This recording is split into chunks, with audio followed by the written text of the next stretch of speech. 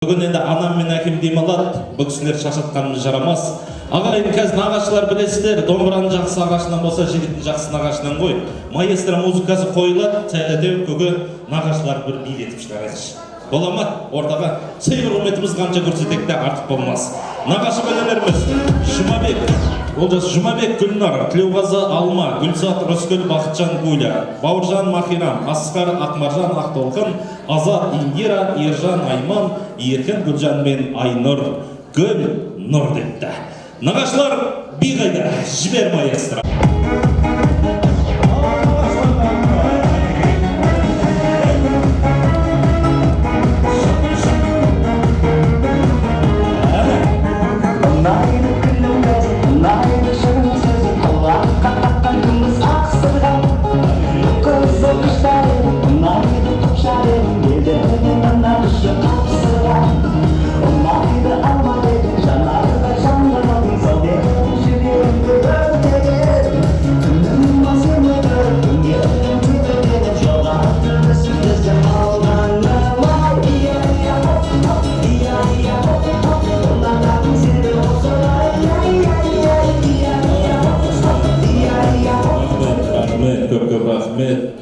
Ал енді құрметті меймандар, қадірдағы рұқсат болса мойынды бұрса, мінекей нағашыларымыздың да көші келіп жетті, қош келдіңіздер, құрметті аналар, той құтты болсын.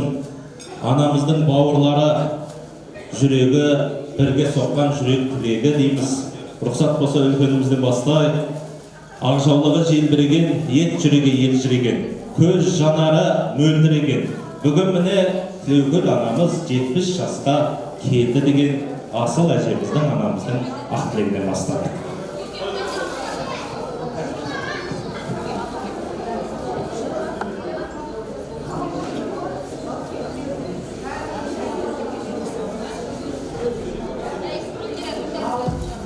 Жапар Тілеугүл, мына бүгінгі мерейтойы құтты болсын.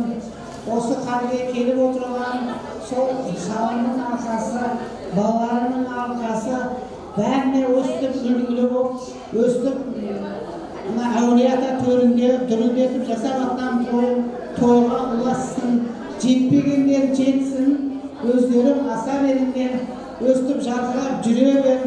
Арқа ішінде бір бидай дегенде, осы Тараз қаласындағы қайын сіңлім өзімнің кішкентайдан бірге өсіп келе жатқан Қасында өстіп, күліп, ойнап, жарқылап жүре бер, балаларының арқасында немере сүйдің, шөбіре шөпшек сүй, өстіп тек жақсылықтарда аман есен бас қосып жүре берейік. Жүзге де. Ал енді құрметті ағайын, туысқан, кекжат жұраттар, Жапар, мен бажар болады, мен жаңа нағашы болмай, мен Жапарға бажар болады. Енді Қайынбеке, сіз енді өте құрметтісіз, сіз бақыттысыз, бірақ сіз әлі 70-ке толған жоқсыз, 60-тан енді астыңыз. Енді денсаулықтарыңыз мықты болсын, Жапеке, Қайынбекем, аман сау болыңыздар. Мына балаларыңыздың қызын көріңіздер осы, жаңа Серікқан, Саят, ол алыстан Қарағандыдан келген Қаршыға, Самат, мына мамасына, шешесіне той жасап беріп жатыр. Көп рахмет. Мына алыстан ат теретіп келіп жатқан сәулетшілде шымырлар, аяқтан, құдалар, жержат жұраттары бәрі келіп қуанып жатыр.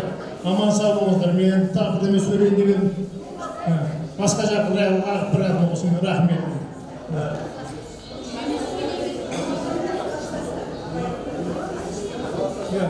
Класстастар, ғайбет тұрыңыздар. Сәлісімдер, шымырлар отыр ғой, бәрін танимын, бәрін жақсы көремін. Мен молодец, біздің ана, бәрін жақсысыздар, әйбәтсіздар.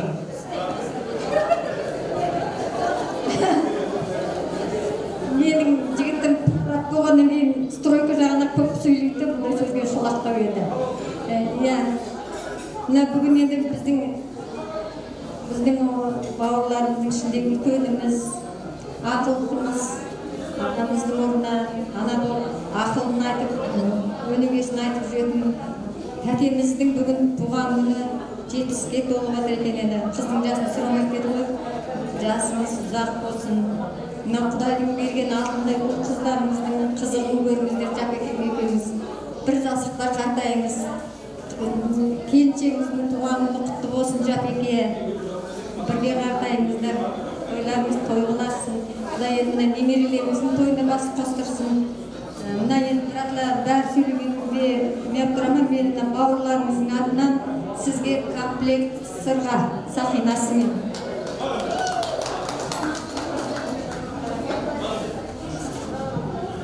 Ардақты ағайынға қошемет ұрып қойсақ, бауырларының атынан аяуланамызға мінекей. Көңілі де осы алтындай, пейілді алтындай жарқылдап жүрсін деген ниет бейінмен бауыр үшін мінекей бауырлардың сый құрметі. Асыл анамызға деген алтын комплект ақтағайын тартқан жайы бар. Құтты болсын, тойдан қайтсын, жақсылық болсын. Ғасыр жасаңыздар, Алла көп көрмесін пейілдеріңізді. Нағашыларымыз, бауырларымыз.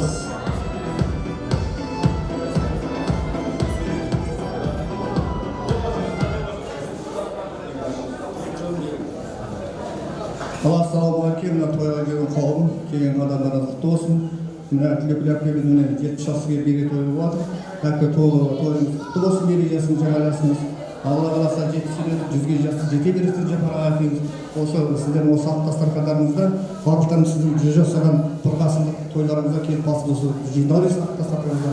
Балаларыңыз бақытты болсын, немерелеріңіз бақытты, немерелеріңіз шөбересе беріңіздер. Қашан сіздің жақсы тұрғаныңыз қосыла береміз. Алыстан Алматыдан деген Асқар деген ұсын прямой ұрып. Құрметті тәте, тойы құтты болсын. Балаларыма рахмет, келген жамағатқа рахмет. Мен қуаныштымын. Мен таза тәтем соңғы гармияның, екеуміздің гармияның өзім тұрғанда тәтем беріп шынымен жасты өмірін аман болып, жүзге келіп, немере шөбере болып тәте. Бақытты бол, менің кішкене сыйлығым бар. Алтын аласыңда, бриллиант аласыңда, өзінің несіңді бір. Сол сыйлығын аларым мен дешкен. Жасым ұзақты. Рахмет, рахмет, құтты кек. Қарызымдегі сыйлығына көкемізден ағашылардан сыйлығымыз қатарымыз. Сізге бөлі.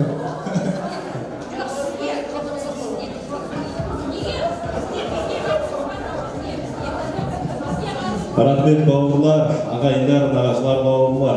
Алла разы болсын. Сұрау парыз барына қосыламыз ба? Құрмет нағашылар қауымы. Қосыламыз ба? Келіңіз, келіңіз. Алқасарының баласы сізге. Ал?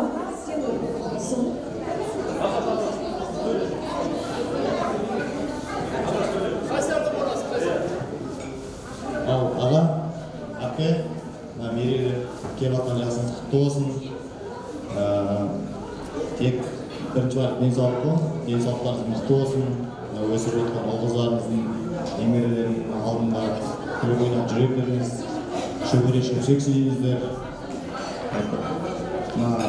Келіп отқан барша қауымға тек жақсылық тілеймін. Үйлеріңізде тек қана той болсын, жақсылықта бас қосумен келсін. Алыстан келген, өңінен келген Гүлзатқа сөз береміз.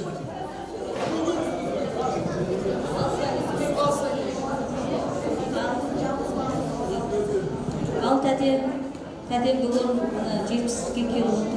Тәтеміз біз 70-ге қимаймыз. Баяғы осы өзіміздің тәтеміздей құлпырып әдемі болып.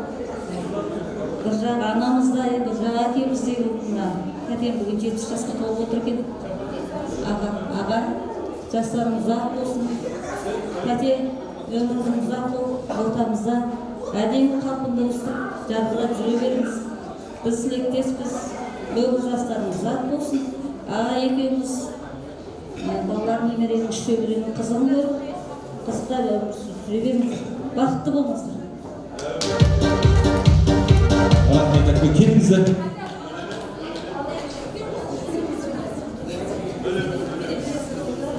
Тәте, келешектердің жасыңыз құтты болсын, өміріңіз ұзақ болсын, әрқашан ортамызда гүлдей жайнап жүре беріңіз деп. Тәтеңіз екеуміз бақыт сыйлаймыз, мына шаңырақтарыңыз тек қана жақсылап болсын, бала-шағаларыңыздың қызығын көріп жүре беріңіз. Мынау анамыз бен әкеміз тірі болса, орталарыңызда бір көріп жүретін еді. Оларда шаңқылап қызыңызға қоймай бақыт тілеп сіздерге әрқашан күлімдеп жүретін еді. Сол енді жалғасымыз ғой, артында қалған әйтеуір ұрпағымыз. Сіздерге бақыт тілеймін, тойларыңыз құтты болсын, шаңқаңыз тек қана бетке көріне берсін. Рахмет сізге. Біздің үш бауырдың атынан сіздерге батарка.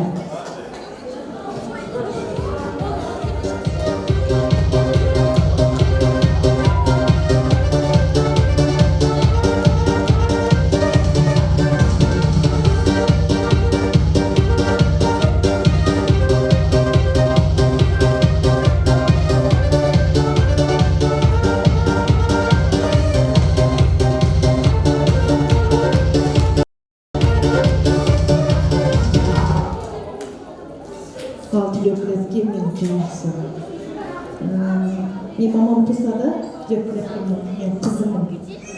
Кішкентай кезінде өз бауырына салып өсіріп, төрт бөлем ортасында еркелі өскен қыздардың бірімін. Тілепке ортамызда осы келіні қадірлі, сыйлы, жүрегі кең, бауырларына деген жүрегі кең аналардың бассыз құрметті. Төрт туғаныңызда, төрт баламыз, келініміз, ең бақытты анасысыз біз үшін. Біздің анамызсыз, Алла Тағала екі дүниені сізге бақыт насып етсін. Мына өсірген немерелеріңіз көбейіп, шөбере шөпшік сүйіп, тездегеніңіз бір жастықта әдемі қартайып, жүз жасаңыздар, Алланың қалауымен балаларыңыздың умраға, қажылыққа жолдама беріп жатыр. Үлкен бақыт, сол қажылыққа барып, өздеріңіздің бір парыздарыңыз өтеп келдіңіздер. Мен өзім біреуден сіңілдегі қыздардарымыз бірге өстік қой, бәріміз біреудің анасы сияқтымыз. Мен өзім нағашыларыммен, бөлелеріммен мақтанам әр уақытта. Жүректері кең, қайда жүрсең айтыр, алыстан келатсам, 2 күннен бері хабарласып, қай жақта келесің деп қайта звондап алдымыздан күтіп отырғаны, міне осындай сіздің жезденің арқасында осындай жақсы келін бала тәрбиеледіңіз. Алла сіздің Алланың қалауымен жүріңіз. Сізді жақсы көреміз, бәрі жақсы көреміз сізді. Сол бар жақсылық тілеймін сізге. Көкен, әпкем, қуаныштарыңыз құтты болсын. Әрқашанда осылай дастархандарыңыз тек қана жақсылыққа жайылсын. Осылай отбасыларыңызда тек қана денсаулық, бақыт тілеймін. Немере шөбере сүйіңіздер. Әрқашанда күліп ойнап жүре беріңіздер ортаңызда. Осы сыйлығыңыздар тілеуқазылар менен ұл қыздары күйеулерінен нұргүл орамал. Көп рахмет, құрметті меймандар, қадірлі ағайын.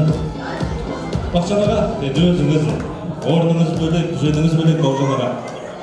Ассалаумағалейкум, тойлаған көпшілік.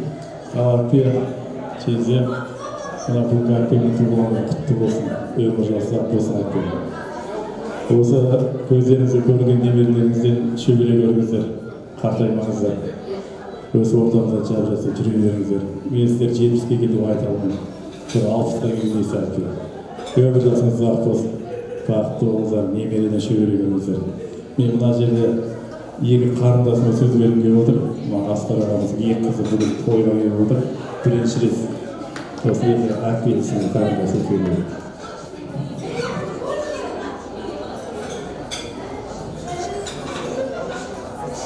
Әпке, бүгінгі мерейтойыңыз құтты болсын. Деніңізге саулық тілеймін, осылай әрдайым әдемі қалпыңызда жүре беріңіз. Отбасыңызға тек амандық тілейміз.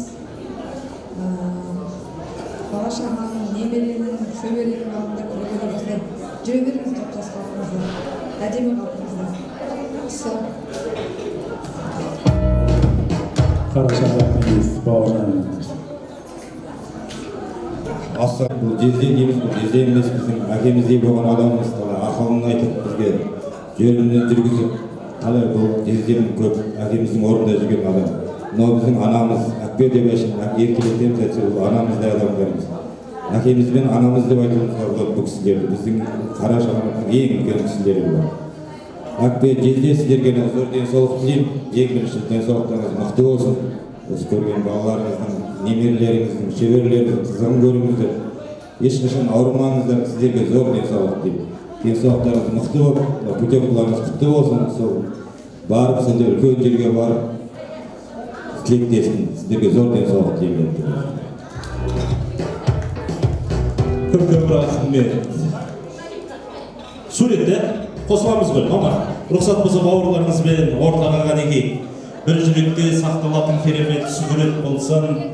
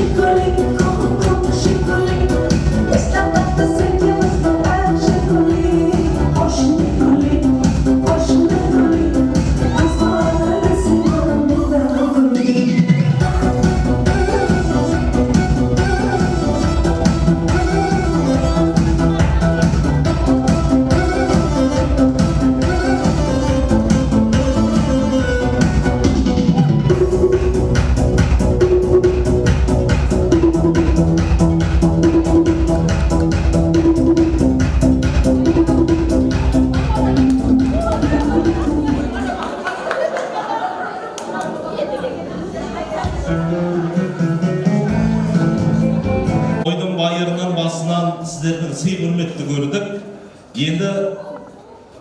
Енді бізден сіздерге деген сдачасы дейді ғой, тойдан толықтай дүние болсын. Олай жасайық.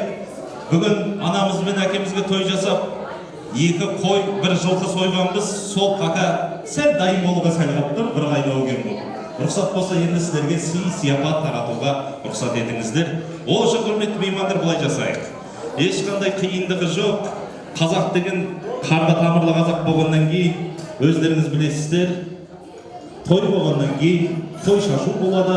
Осы той сіздерге де жұғысты, жұғымды болсын деген ниет болады. Қазір, ардақты ағайын, LED экранға назар саламыз. Нағашылар, құдалар, үлкендеріміз, класстастар, ағайындар, LED экранға назар саламыз. Сурет шығар. Сол сурет қандай қазақтың мақал мәтелі немесе нақыл сөзі.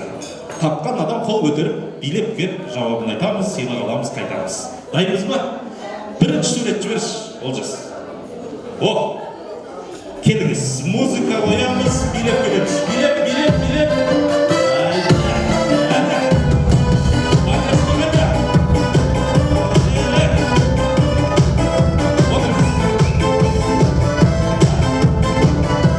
Алағай, бірінші тыңдап көрейік, бұл сурет қандай қазақтың мақал мәтелі? Анасы баласына қараса, баласы дала қарайды. Ананың көңілі балада, баланың көңілі далада. Өзің ұрыстың ғой. Бір приз берейікші бөліге. Сайтады бөліге приз. Бөліге. Мархабат қошемет ұрайық. Ананың көңілі балада, баланың көңілі далада. Дұрыс. Тапқан адам билеп кеп жайғасамыз ағайын. Кеттік па? Құдалар, нағашылар, ат салсамыз. Келесі сурет Олжас. О, вариант. Апама бір жақындай, ардақты ағайын. Апама бір жақындай. Апа, айтыңыз. Бала келіп бал. Музыка қоямыз. Апамды билеп алдыра. Апа келіңіз. Билеп. Апа. Ананың класстасы.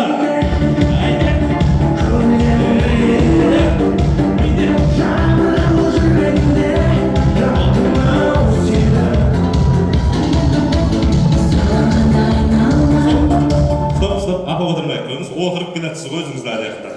Жауабы? Бала келіп бал. Дұрыс. Анамның класстасын сыйына. Мархабат, шашуын берейік. Бала тілі бал, ардақты ағайын. Сәл оңайлау, басынан бастап отыр. Енді сәл қиындай бастайды, өздеріңіз білесіздер. Келесі сурет ол жерге. Келесі сурет. О, сол қанат активный боламыз. Сол қанат, нағашылар, құдалар. Көкем ба? Не дер бар, сен бар сен дейін. Бар ба, кім? Музыка, билеп келеміз. Құдаша! Ақтаударған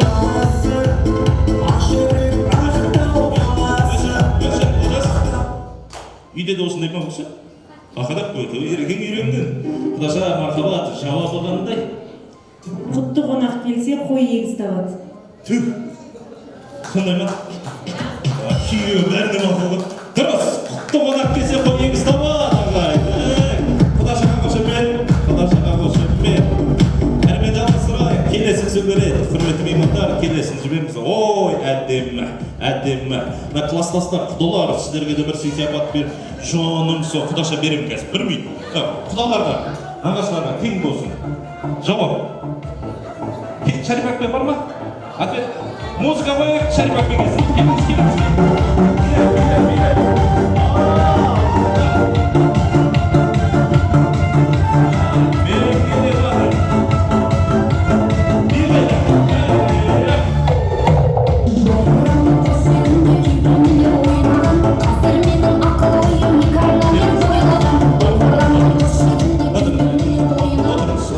Аяғым ауырып тұр дедіңіз ғой, отырып алыңыз. Үйліңдер қалай әдәкпе, аман есен ба? Анам 70-ке толып отыр. Көшіп кеттік Алматыға. Жаным, осы ғой, сәл жақындаса жағдайын айтып кетеді ғой, любой қазақша. Ал ағайын тыңдайық, суреттің жауабы қандай? Бап шаба ма, бақ шаба ма? Так, сіз маған қайын жұрт жақтан боласыз, көмектесу керек болды ғой.Ошым былай істейік. Айтпа қарыңыз, екі ат тұр. Біреуі дәуіп, біреуі тай. Анау тұрған ағайын. Не дейді сонда қазақ?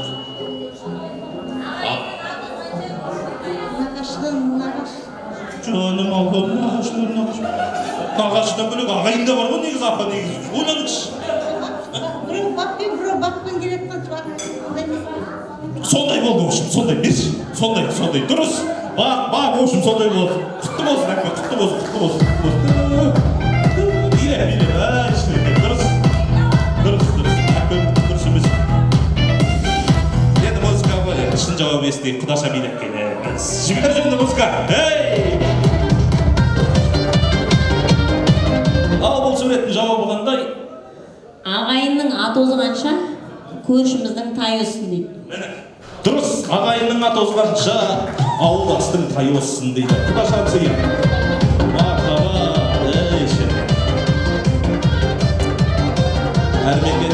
әрмегеттік жалғастырайық. Келесі сурет, құрметті меймандар, қадірлі жақсылар. Жақсы сурет. Нағашылар. Гүлнар әпке, келіңіздер, бәріне көмектесіп жатырмын ғой. Ана әпкенің үлкенін не қылайық, кеткіші.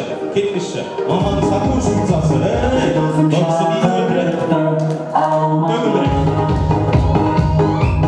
Қошамен қалың, маманың сақы үшін ұзасына.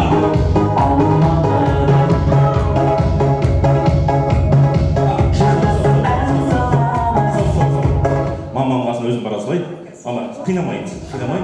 Қандай жауабы? Абысын тату болса аз көп деген ба? Жаным апа, сізге де көмектесу керек болды ма? Звонок тұру ма? Ау? Сендер столмен жабылып айтатын болдыңдар ғой. Мен жарайды. Қызым, сен айтам... Жаным, осы дұрыс. Дұрыс, құдай-ау, жабылып айтыр таптық ау. Дұрыс.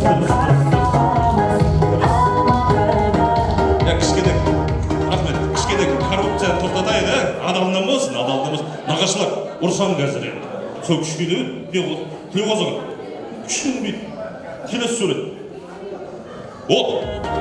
Музыкасы, Олжас, давай без музыки. Құдалар, сәл активный болайыншы, міне.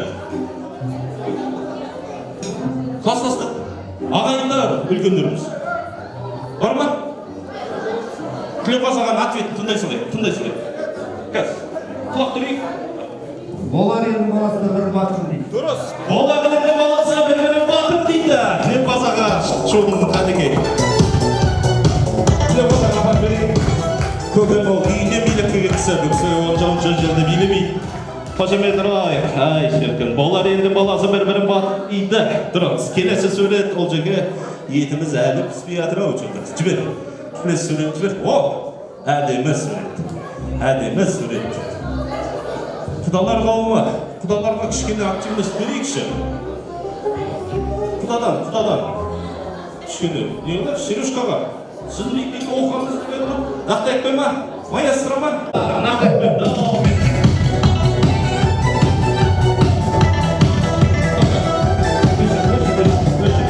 Өшір. Салисуге кішісі ғана келесің. Жауабы? Ағама жеңгем сай. Ағама жеңгем сай дейді. Езберін кеп тұр. Дұрыс емес ағайын. Адалдан болсыншы дұрыс емес. Бар ма? Кім? Айғы келесі ба? Маэстро. Айнұрғын кеңіз. Жібер, музыка, бөлі. Бөлеміз.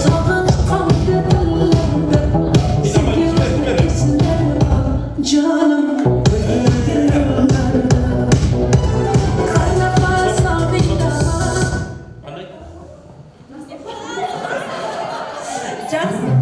Жақсайы, жаман еркекті адамдар. Тоқта, жөнді естілейға. Тыңдандар, новый сөз, новый. Микрофон өтші. Жанағын әдемі. Соны айтпаймын.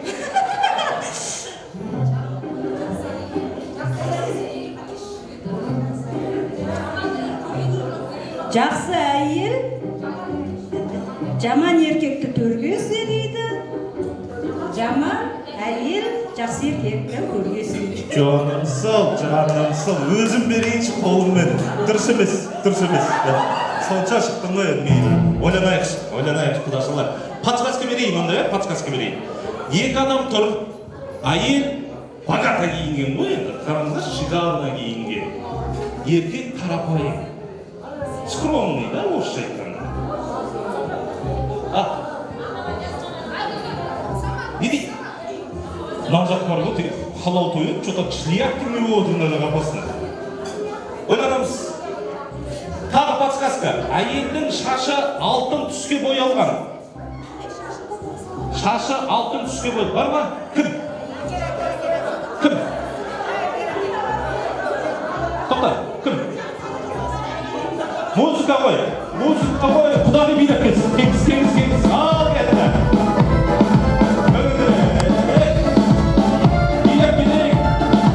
Жоқ. Не дейді бұл кісі? Жібер, мұзған шар олдасын. Беймен.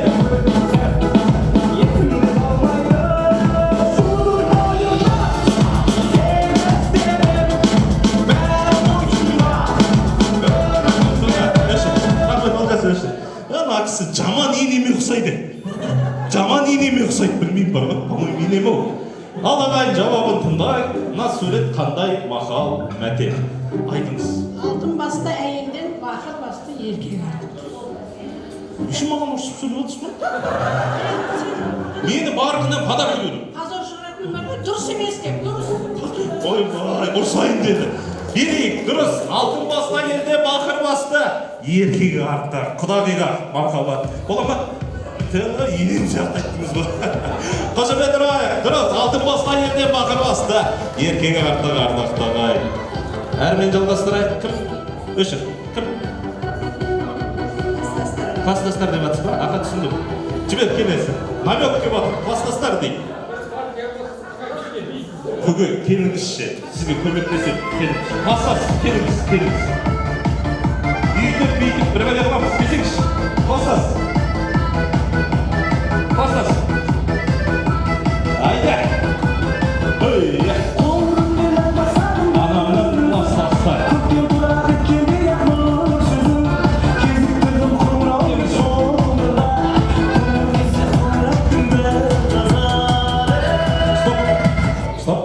Стоп. Көке енді бір амалын жасаймыз. Примерно сіздің фантазияда қандай сөзді көресіз?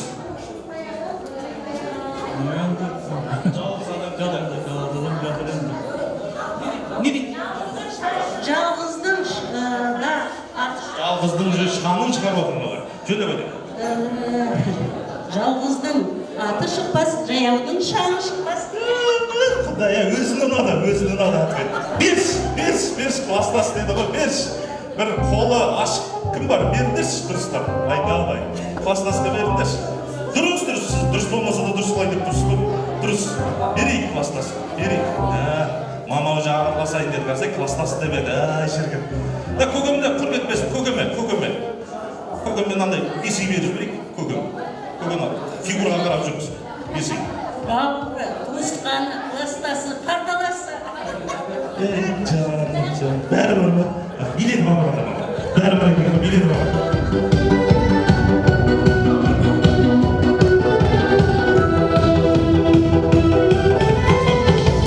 Олжас, келесі суретті жібер. Келесі болсын. О, шіркін ағайындар. Астың үстінде тұрған әдемі сурет болды. Кімнің фантазиясы, қиялы қалай жетеді? Құдалар болу ма? Кластастар. Гүлжат Акбе. Билемесеңіз қадақы бермейтін әдетіміз бар, билеп көкірек. Музыка дайын ба? Нағашылар қауымнан ал кетті, Гүлжат Акбе келе жатыр. Ал, поддержка қайда?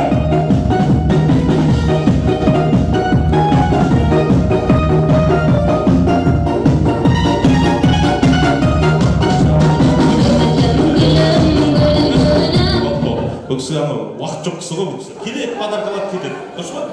Ал, жібер. Алдыңа ас қойдым, екі қолым бос деймін ба?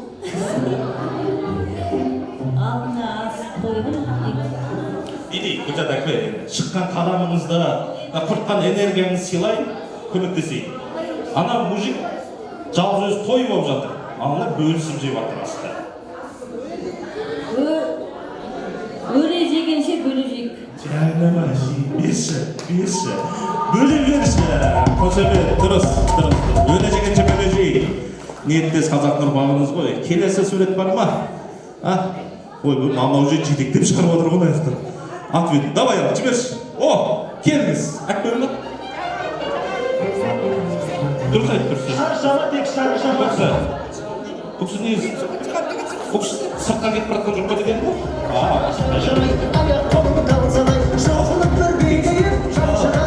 Астанадан келген кісі қараңыз. Бағана подсказка бердің бе? Жетеді подсказка. Бағана бір кісі айтты, болар елдің баласы бір-бірін батыр дейді деді. Надаршы? Ойбай, сіздер ойландыңыздар ма? Бұдан артын не подсказка? Болар елдің баласы бір-бірін батыр дейді. Одан кейін? Сізге берейік одан батыр. Өзі айтсыздар. Олар елдің баласы бір-бірін батыр дейді. Өтір. Сосын? Ай, мынау кісі. Болмас елдің баласы? Болмас елдің баласы бір-бірін қатын дейді. Қатын дейді, маған айтқан білмеген. Берші, қатын деп Дұрыс. Ama жаңа тоқтатыңыз бұндай коррупция. Келесі сурет. Коррупция, дұрысайды. Сол ғана кішкен жастар, құдашалар. Бір жұлқынып шығыңыз көмектесем. Музыка қойш. Әйге, бейма? Сызбақ бар құдашы. Ал енді.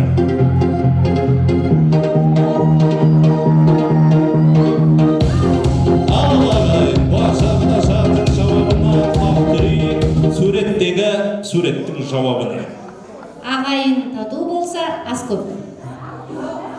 Өтіп беттің сен жоғда. Басын айтты, соғын сразу айтып жіберді.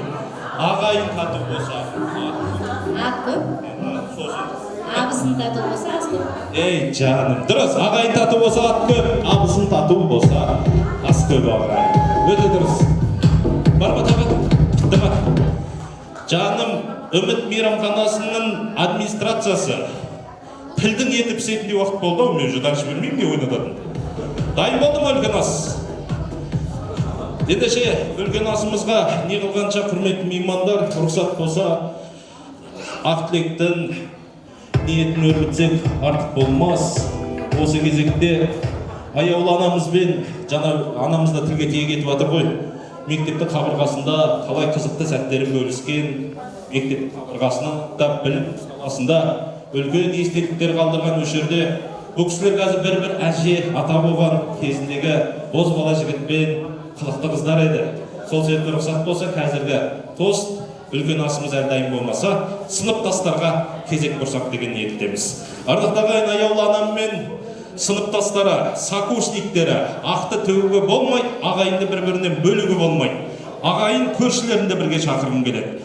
Бақыш Гүлбадан, Бақтан Қайынкүл, Сәлима Алтынкөл, Бақыткөл, Мұрат Қанткөл, Секен Рахымберді, Серіккүл, Доудыркүл, жолдасы мен Сәрсенкүл, Ғабит Оразай, Нұрбике, Айбат Жұбай мен Белғара Гүлфайруз бен Үсен деп қойыпты. Ататалған Асқар Төбекелер аналар тілек төрісіздердікі.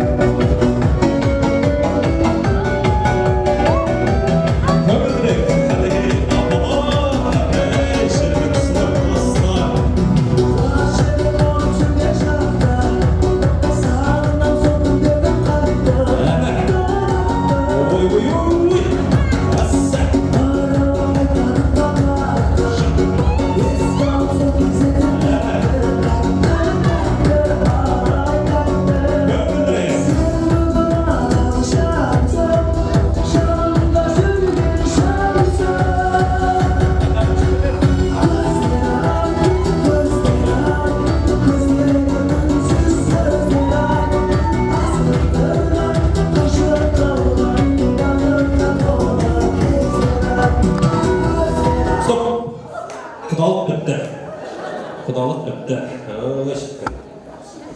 Ал құрметті Асқар әкелер, аяулы сыныптастар, 4 жыл үлкен білім ордасында берге оқыған сокурсниктер дейміз ағайындар. Той құтты болсын. Мархабат, үлкенімізден бастайық. Ағымыздан ба? Мархабат, той құтты болсын.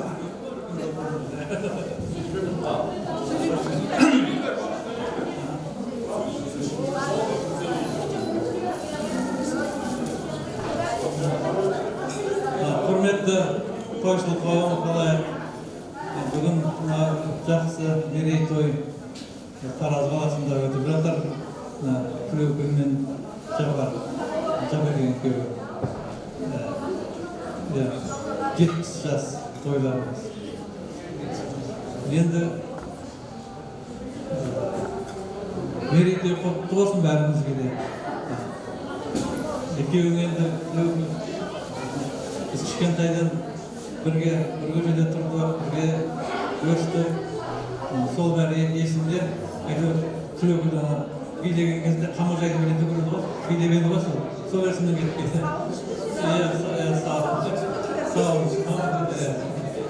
Сау сол қыздар жегіп береді.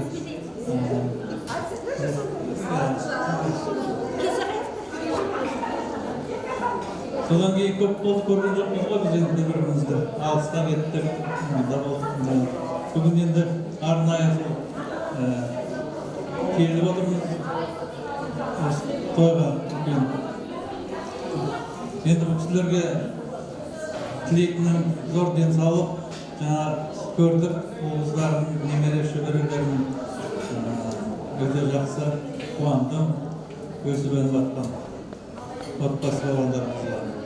Сондықтан мен де тілейтінім, енді денсаулық тілеймін. Жаңағы осы көп кісілердің бәрі айтып жатыр ғой тілектерін. Сол тілек қабыл болсын деп айтамын.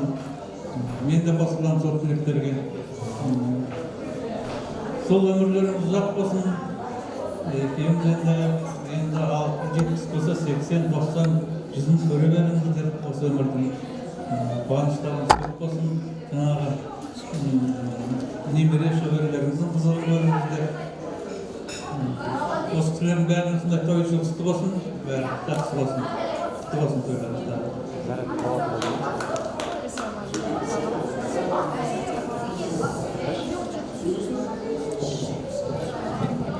Армысыздар, құрметті көпшілік. Мынау Тараз қаласындағы үміт мейрамханасында үлкен той болып отыр. Бұл той яғни мерейлі той. Мынау Жапар енді ол кісі бізге ағатай болып келеді. Өйткені жасы үлкен. Біз Абай ауылында туып өскен азаматтармыз, ол қыздар. Ол Абай ауылында Сәулесін Шымыр дейтін екі рулы ел тұрады. Тілеукен Шымырдың өзі болса ағайымыз Сәулесін бұрыннан өскен азамат.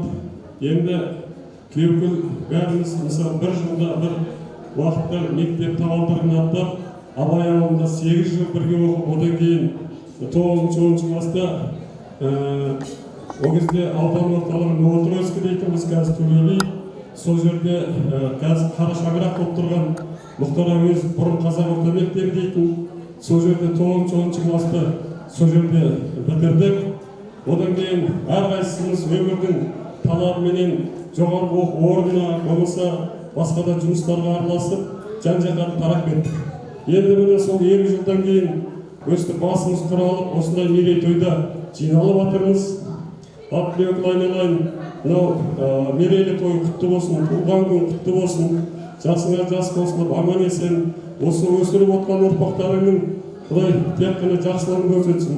Алла қазір немере сүйгізіп отса, шөбере сүйгізіп, шөпшектің қолынан су ішіп май жалаңыздар. Ағатай екеуіңіз бір жастықтың басында жұптарыңыз жастымай жақсы қартайуды Алла нәсіп етсін. Аға, сізге Құдай денсаулық берсін. Енді сіз аға болып тұрған кезде құрдасымыз, қатарыңыз болса да жолы жеңге ғой. Енді аман есен болыңыздар. Сіздерге осы тойды ақ дастарханды жайып беріп отқан мынау балалардың берген ұлдары, осы ұлдардың отбасындағы келіндеріңіз, сол отбасындағы немерелеріңіз бәрі аман есен болсын. Дені барлары сау болып, Құдай өре сүйгізіп, шөпшекке жеткізсін. Қай уақытта болса да осындай жақсылық той, мерейтой, сол ақ дастархан барлық отбасына жақсылыққа жайылсын.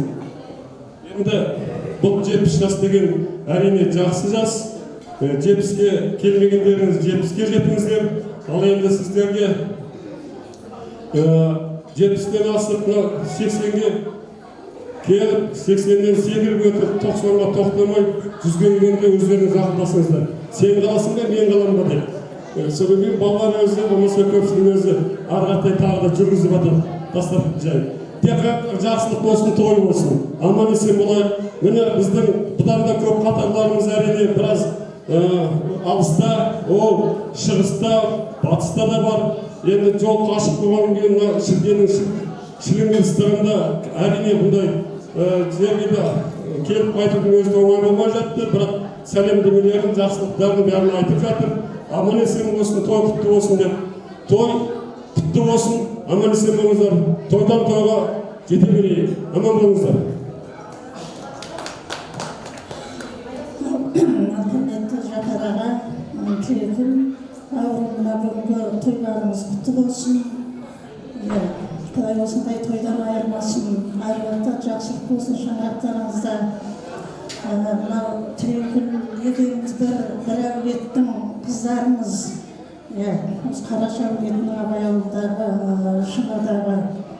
Өзіміз кішкентайымыздан бірге өстік, бір ауылдың ауасын жұтып, бір ауылдың суын ішіп, бір ауылдың топырағында аулап, бірге өскен адамдарымыз бүгін Тілеукүлді мен 70 жасқа қимай отырмын. Біз қимай отырмыз, шынын айтсақ. Бізге әлі баяғы балдәурен кезіндегі әлі бір жас, өзіміздің бір сондай күйге елестетіп тұрмын да, енді 70-ге келген қапсың енді. Құда қаласа ағай екеулеріміз ары қарай жаңа Рекең айтпақшы, өмірдің барлық қызығын көре беріңіздер. Мен айтамын енді, көргендеріңіз той болсын, отбасыларыңызға амандық болсын, шаңырақтарыңыз шайқалмасын, тек қана жақсылықта бас қоса берейік. Міне бүгін құрдастар бәріміз осы келіп отырмыз.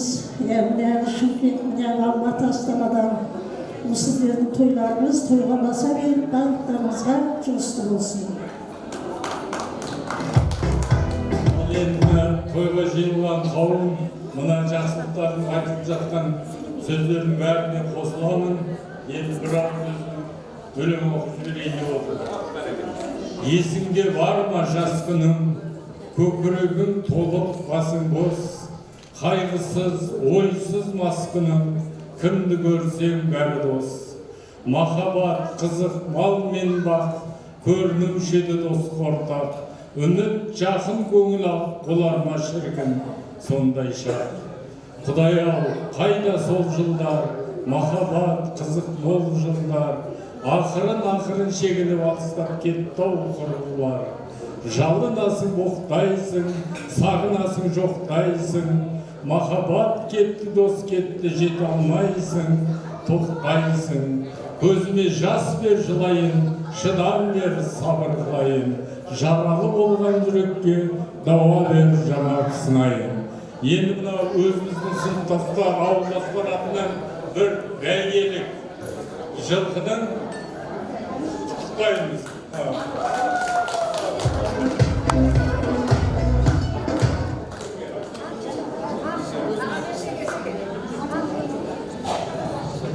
Ұлғыздар енді бірге оқыдық қой, енді өкпелемейміз. Ол жылы бітірсек те бәріміздің бірге қоярымыз. Әр тараптан той-тойлап келгенде кіреді екен сәніміз деп, күйеу балға сөйлесін.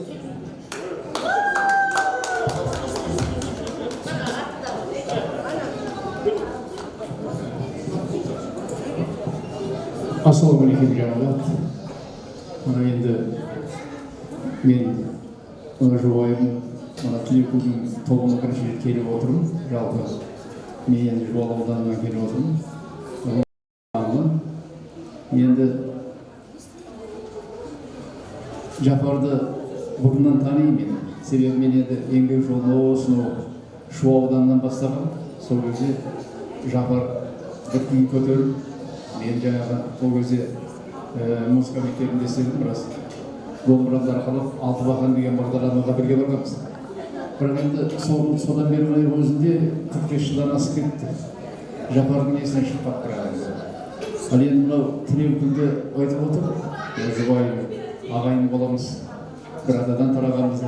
Соған қарағанда біз Жапар екеуміз жақын бажа болады екен. Енді мынау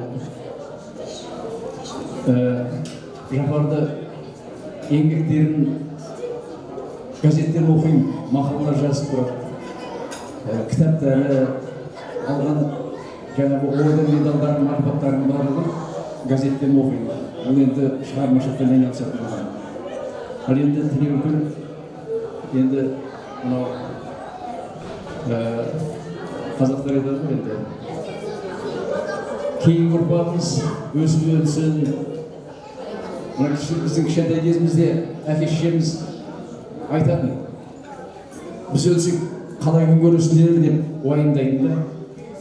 Ал енді Құдайға шүкір қазіргі жастар нарықтық заманға бейімделген, біз сияқты біздің бала кезіміздегідей аузын ашып жүрген ешкім жоқ. Қазір бәрін есептейді. Артық, кем, пайда, пайдасыз деген сияқты. Сондықтан келер ұрпақ бізден бақуатты, бізден ақылды өссін.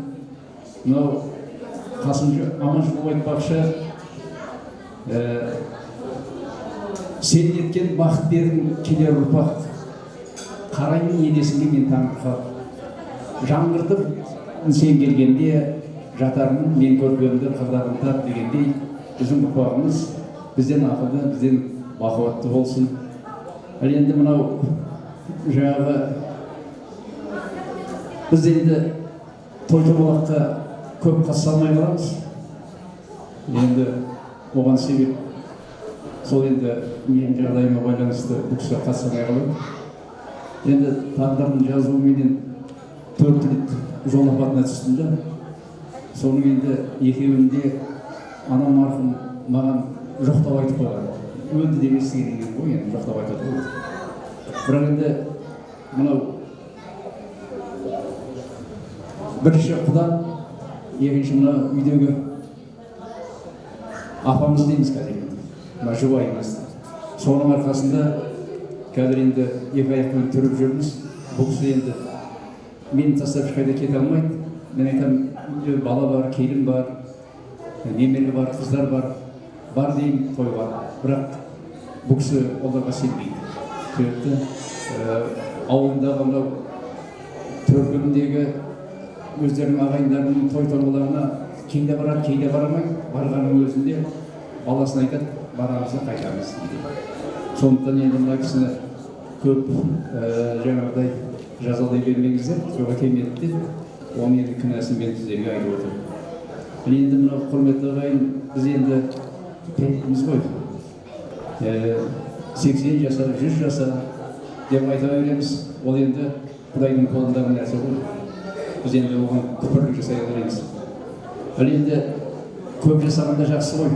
Мынау қандай жас жақсы деген кезде бір абыз адамдар айтыпты. Мұны 70 жас жақсы деп. Неге? 70 жаста ұлым, қызым өседі, үйленеді, немерең өседі, қолың босайды, шығармашылықпен айналысуға мүмкіндігің болады. Ары бері демаласың, қыдырасың. Сондықтан 70 жас ең жақсы жас деген екен. Енді мынау бір термеде айтады. Ол жалғанның өтеріне сенгің келмейді. Дұшпанға жазатайын ергің келмейді. Жетсе де жасың 100-ге жарым тәтті, қойнына қара жердің еңгің келмейді дегендей. Құдай ғұмыр берсін, жас берсін.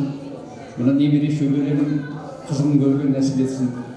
Мынау тойға жиналған ниеттес болып келген ағайындар, сіздерде де осындай той болсын, қызық болсын, қуаныш болсын. Мынау аспанымыз ашық, елімізде соғыс болмасын.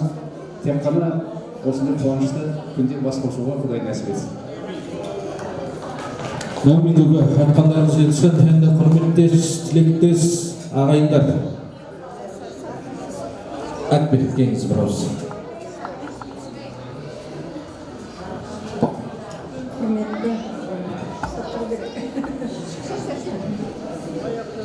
Құрметті тойға жиналған көпшілік, аман есенсіздер ме? Бұл той, мерей той, мына үлкен сарайда басталғаннан керемет өтіп жатыр. Өз біздің балалардың арқасында. Құрметті Жәке, бұл тойдың өтіп жатқаны әрине сіздің арқаңыз. сіздің төрт ұлыңыздың арқасы. Жаным Тілеукүл, Тілешім менің, алтыным. Ана 70 жас тойын болып жатқанға ораза екеуміз келіп отырмыз ғой енді. Қаншалар алғыншақты, студенттік қызық өмірді бірге өткізген достарының ішінен, құрбыларының ішінен кім бар? Ұмытып қаладым деді. Ғабит. Үшеуміз келіп отырмыз, бірақ жан-жақтағы бірге оқыған, бір комнатта өмір сүрген, ел 5 жыл оқыса, біз 6 жыл оқыдық. 7 жыл оқысақ та аз болмас еді, сендермен қимай. Сол жылдарым, сол жан-жақтағы құрбылар бәрі сәлем айтты, келе алмаса да той өте жоғары қарқында өтсін деген тілектерін айтты. Соны жеткізіп жатырмын. Жаным Тілеукүл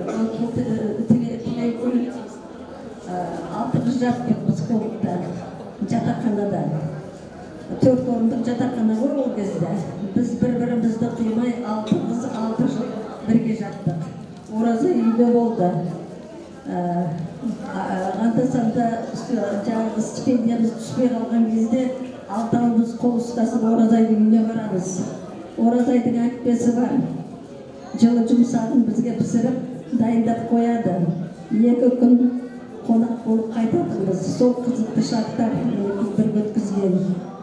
Соның ішінде мына Тілеукүлдің бүгін тойы болып жатыр. Тілеукүл ішіміздегі асыл құрбымыз. Бұл кісінің сіздер білмеген талай жан-жақты қыры бар. Оны көпшілік білмейді, біз енді қасында жүргеннен кейін білеміз. Талай қыры әлі көпшілікке білінбей жатыр. Бұл кісінің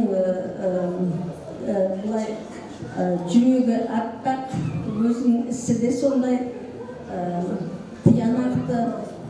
Жәкең бақытты шығар, біздің Тілеукүлімізді қолына қондырған. Жәкең жаңағы қылшылдаған бұйра басты, шашы, бұйра. Ол кезде сымбатты жігіт етін әлде өңін берген жоқ. Келіп тұратын. Сонда біз 6 қыз Тілеукүлді оңаша жібермейміз. Алтауымыз бірге шығарыз сындағын. Бізге қамқор болып жүрді. Бұл кісі жалғыз Тілеукүлге емес, бізге де қамқор болып, өзінің қарындасындай қарады. Киноға да барып жүрді, тамақтандырып та жүрді. Оны күні завтрагымызға дейін анда-санда әкеліп беріп кететін. Сондай шақтарды бірге өткіздік. Енді Тілеукүлдің жаңағы, мен айтып жатырмын, сол кезде Тілеукүл кейінірек қой. Институт бітіріп кеткеннен кейін Тілеукүл жаңағы 4 ұлына келіншек іздеп жүретін өзі. Қыз қарап, қай жерде қандай жақсы қыз бар, жақсы ата-ана бар, құда болсам деп сонда айтады. Менің 4 ұлым бар, 4 қызым Қазақстанның 4 бұрышында жүр. Ол қыздарым қаяқта жүр екен. Тезірек отбасы менің отаныма келсе екен дейтін тілегім орындалып, Құдай қаласа 4 келіннен Жәкең екеуің өсіп өніп тұрсыңдар. Тілектесіз. Сол ұрпақтарымен мың жасыр бүгін жаңағы немерелерді көрдік, шөберелерді көрдік, азаматтар бәрі аман жүріңіздер, қашанда үйлеріңізде той болсын. Енді айта берсем, Тілеукүл туралы көп айтуға болады. Одан кейін бұл кісінің бір қыры, бұл кісі аспаз, керемет аспаз. Біз жаңағы стройотряд дейді ол кезде. 2 айдан 2 жыл стройотрядта болды. Шығанақ, Жайлаукөл деген жерлерде. Сонда бұл кісі бізге енді ауыр жұмысқа жарамайсыз деп сылаққа жібермеді үй құрылысына. Сөйтіп бұл кіз бізден қалмай, мен тамақ істеп берем 40 балаға деп. Сөйтіп повар болды. Ол кезде таңертең каша перловая, түсте перловый сорпа, кешке жақын перловка болатын тамағымыз. 40 баланың тамақтандырып 2 айда біз топ-топақ болып үйімізге қайттық. Ол кезде жаңа 40 бала ғана емес, сол Жайлаукөлден Шығанақта тұратын жастар да келетін Тілеукүлде. Одан кейін тамақ қабдеш бұл Тілеукүлдің тайғазанын бірге тазалаймыз. Сондай жақсы қызықты өмірлер өтті. Одан кейін бір айта кететін нәрсем, мен өзім армандаймын. Тілеукүл қазір мына зейнеткерлікте отырса да, әлі де қабілетті. Бұл кісінің ашылмаған бір сыры, мына өзінің студиясы болу керек деп ойлаймын. Балалардың құлағына алтын сырға бұл кісі бір газетті басқарып отыратын кісі. Озық ойлы, Жәкеңнен асып түседі, егер қолына алса. Мен айтып жатырмын, Тілеукүл Тілешжан, айналайын, сен жазшы, кітап жазшы.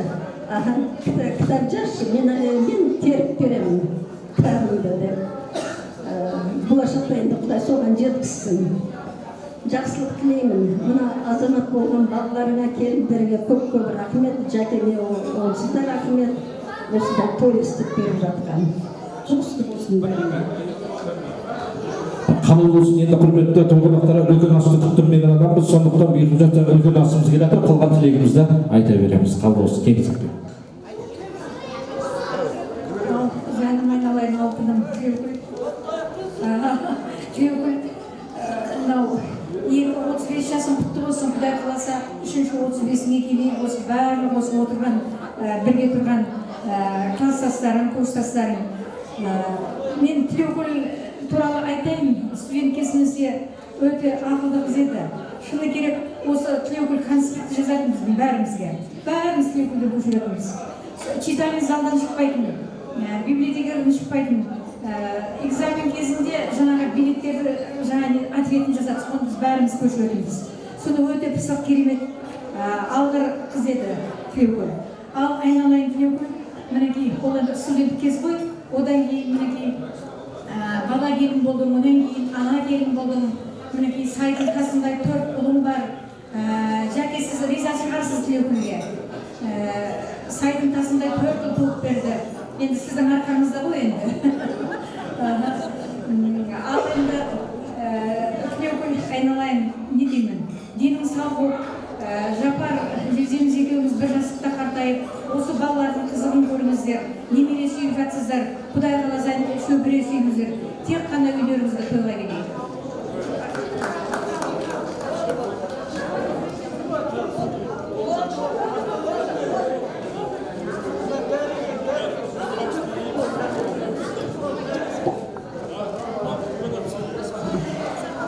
Жәке, сізге көп рахмет. Сыйға сыраға балды. Сіздің енді қай кезде болса бұл кісі атымдатап, не жасап жүреді. Сізге көп рахмет. Ал енді жаныңызда тұрған әппақ жан-жарыңыз біздің жас кезіміздегі, жаңадан келіншек болып түскен кездегі подружкамның біреу еді. Бір көшедегі ғой, жаңа 3 үйден кейін ба, 4 үйден кейін ба, бірге шығып жүрдік, жұмысқа бардық деген сияқты. Бір күні сіз алдыңызда кеттіңіз, содан кейін көргенім осы шығар. Сондықтан бүгін мен үшін двойной қуаныш болып тұр енді. Көргенімізге, сіздер аман есен, мына отбасыңызда бала-шағаларыңыздың бәрін көріп сүйсініп, марқайып, сондай керемет бір сезімдер болып тұрмын. Өткенде звондап, шақырып, бізді арнайы 2 жарым ай бұрын шақырғанда ойланбастан келеміз дедік. Сондықтан Алматыдан арнайы келіп отырмыз, өздеріңізді сыйлағандықтан көп рахмет. Бақытты болыңыздар. Мына балаларымыз өркендей берсін. Мына қазіргі әлеуметтік желіден мен бәрін қарап отырам, көрмесем де. Мына балалардың жетістіктерін, істеп жатқан жұмыстарын. Сондықтан соның бәрі сіз екеуіңіздің арқаңызда. Енді осындай жақсылықтарда бас қосайық, енді бір-бірімізге шақырмайық, барып тұрайық, аман болайық. Сіздерге зор денсаулық, дәрігер ретінде тілейтінмін. Енді аман болыңыздар. Қазіргі кезде сіздерге тек қана денсаулық керек. Жаңа үлкен жерге барып келіңіздер аман есен. Ары қарай өмір жалғаса берсін. Рахмет бәріңізге. Рахмет, қабыл болсын.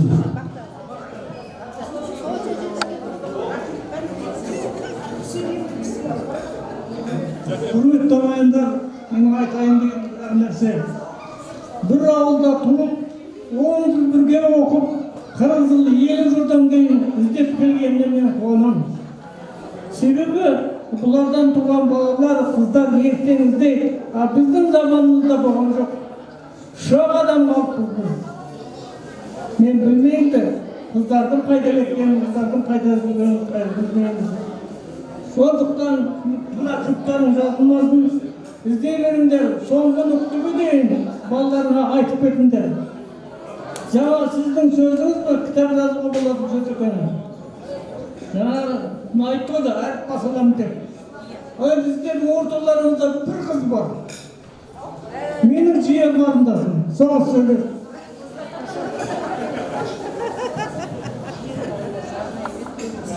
Құрметті қалай, тойларыңыз құтты болсын, барлықтарыңызға жетісті болсын. Еліміз аман, жұртымыз тыныш болсын, бала-шағаларымыз өсе берсін, өркейе берсін. Ал Тілеуіржан туған күні құтты болсын. Өмір жастарымыз ұзақ болып, қол-ұстасып, сындайтасып, бір жастықта қартайып, жүзге келіңіздер. Үлкен астық қосты қоймай, жақсы рахмет. Қалмаңыздар, кім сөйлейді? Бар ма? Кішкене сабыр етіңіздер, бір-екі минут. Мына енді алдыларыңызға үлкен дәмдеп болды дегенменде осы неге тұғырға шығып тұрғаннан кейін арамызда кішкене әу деп кететін қызымыз бар еді, сол кісі бір ауыз ән салып жіберсін, содан кейін біз де орнымызға барып отырармыз. Жарайды, рахмет. Енді даусым қабылып тұр, енді шамамен айта берейін. Айт дегенде өлеңді тұрамыз ба, көпшіліктің көңілін бұрамыз ба, әлеулемай. Көпшіліктің көңілін бұрып қойып ау, ән шашуын басқаға бұрамыз ба, әлеулемай. Емес шаққан емес пе, осы тұрған отырыс бір ғанибет емес пе, ай. Тауып алдым аққудың жұмыртқасын ағау, бізден де ше құрдастар ұмытпасын әлеулем-ай. Өлең айтпай біз қалай отырайық ағау, сіздер менен біздер бұл бас қосқан соң әлеулем-ай. Әттің шіркін әттің-ай, жастық шақтың кеткен-ай, бала-шаға деп жүріп 70 жастың жеткен-ай. Ал құрдастар жол болсын, дастарханым мол болсын, бізден тілек сол болсын, денсаулығың зор болсын, ай. Рахмет, Алла разы болсын. Алла амандығын беріп жатса, тек қана жақсылық, қуаныштан сағынайық. Алла амандығын беріп жатса, 100 жылдықта басымыз түгел қосылайық деп тілейік. Ал естелікке мәңгілікке сурет болсын, таңба болсын, кеңіздер естелікке бір сурет түсіріңіздер. Одан сіздерді алқындырмай, дәм келіп жатқан кезде дастархан басына орын жайғасыңыздар. Бұйырып жатса, сіздерді құрметтеріңізге әдемі ат шашып қалыңыздар.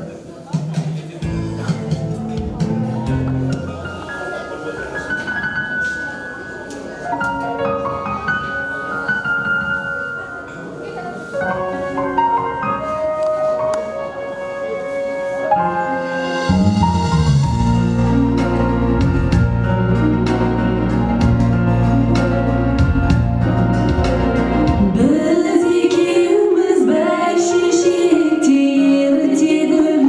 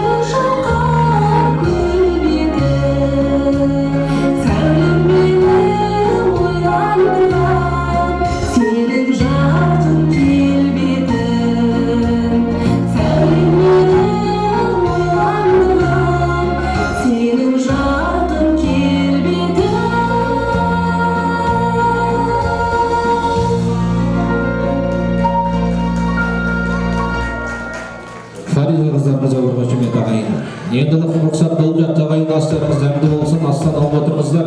Енді осы сізде айтып қой, бүгінгі тойға алып келген приздің бәрі қайтып кетіп жүрмесін ағайын. Емдетіп тойдан тобықта жей болсын, ол үшін мама бола ма сіздер? 70 жасқа келіп отқан анамыз бола ма білмеймін сіздер. Кегіз ортаға. Енді бүйтейік, құрметті қонақтары, барлықтарыңыз бірдей сыйлық бергендеріңізді біліп отырып, өйткені алыстан ат терлетіп, жақында пейіл білдіріп келген ағайын толықтай осы жерде. Енді қазір бүйтеміз, қай стол ерекше сыйлық берген екен? Сыйлық. Бүгінгі тойды өзіңізді құрметтеп келген. Соған байланысты қазір мына жерден ешкімнің сынығы әдемі ән кетеді. Мына бөлінгенді бөлейін деп жатқан ойым жоқ. Бірақ мынау сол қанатыңыз тұр, оң қанатыңыз тұр, әрине әрбір стол тұр.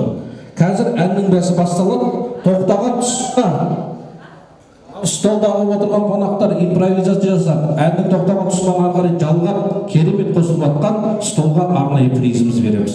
Бағалайтын сіз боласыз. Кім ерекше қатысып отыр, кім ерекше атсалысып отыр, оның ішінде кім қай қонақ ерекше дауысымен танылып отыр, соны бағалайсыз. Келістік қой.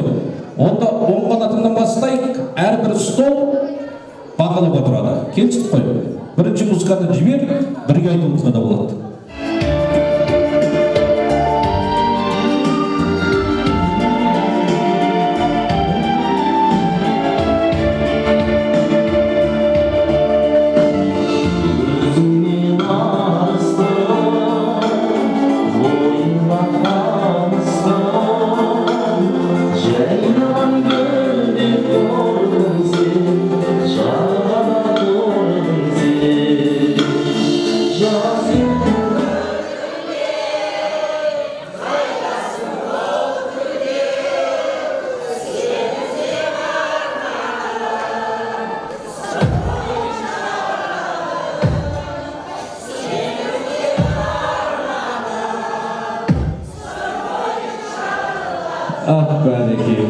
Кеңіз енді, мына кім басшы жағынан белгілі болып қалды қоя, кіріп сұрасу. Бәріне бірдей етіп қой, қайсы жақсы айтты? Класстастар жақсы айтты ма? Онда класстастарға қанша приз атамыз? Барлығына кеңдірейік. Класстастарға құрмет болса. Класстастарға бір-екі призден, класстастарға беріңіздер, 2 призден.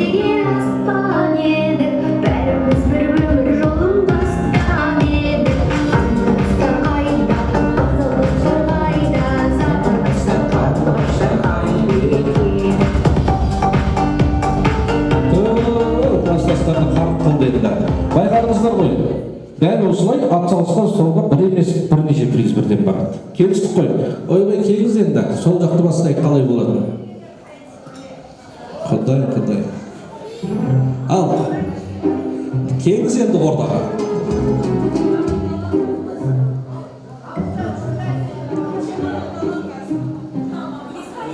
Мама кірісіп кетті. Келіңіз, бермен қарай келіңіз енді. Келіңіз бермен қарай.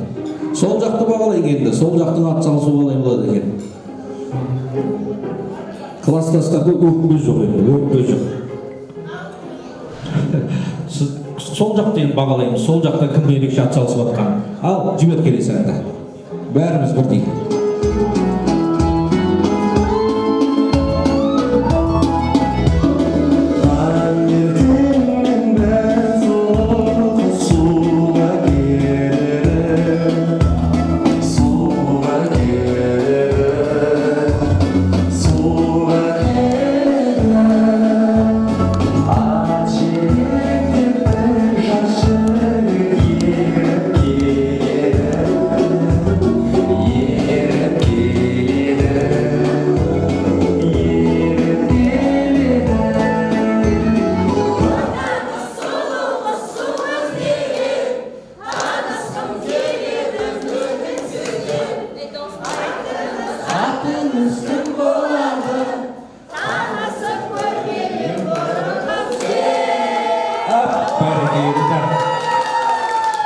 Сол Құдашаларға приз ғанеке жіберіңіздер. Құдашаларға приз.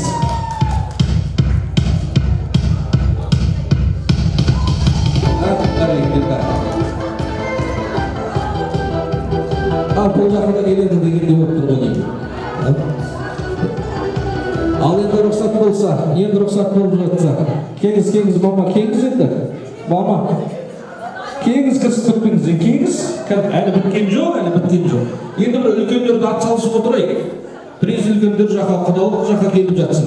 Ал келесі ән жібер. Бөлелер жаққа қосылып отырайық. Ал кетті.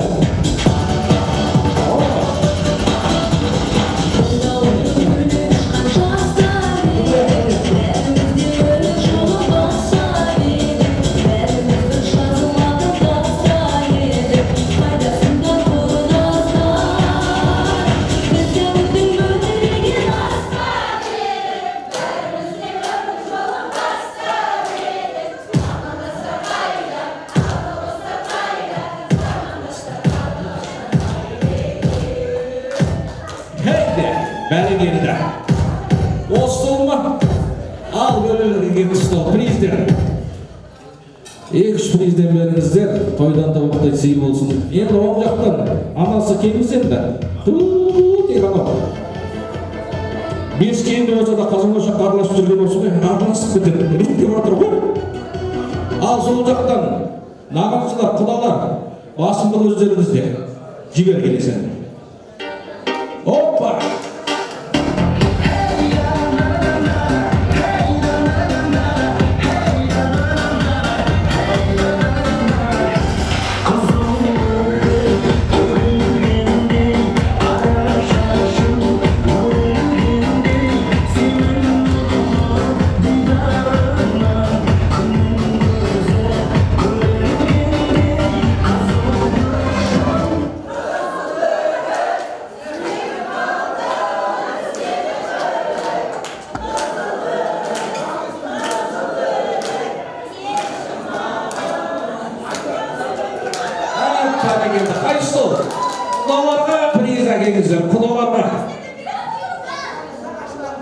Құдаларға приздер, құдаларға.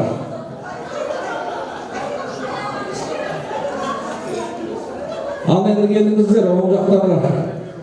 Оң жақтарға осы үлкен қариялар, ағайындар. Өздеріңізде болсын келесіз. Көгілдір қанеге жібер келесіз.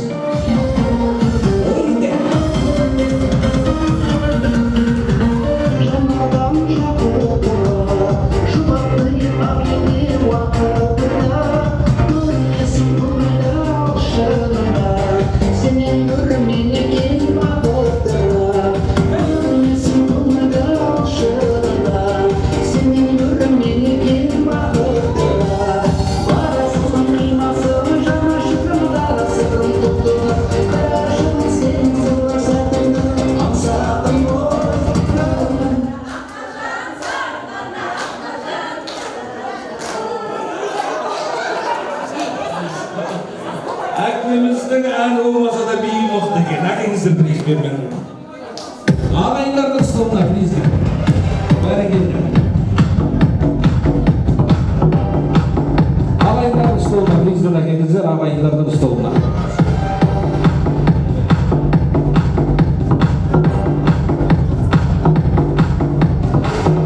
Әкеңіздер, ағайындардың столына приздер әкеңіздер, ағайындардың столына.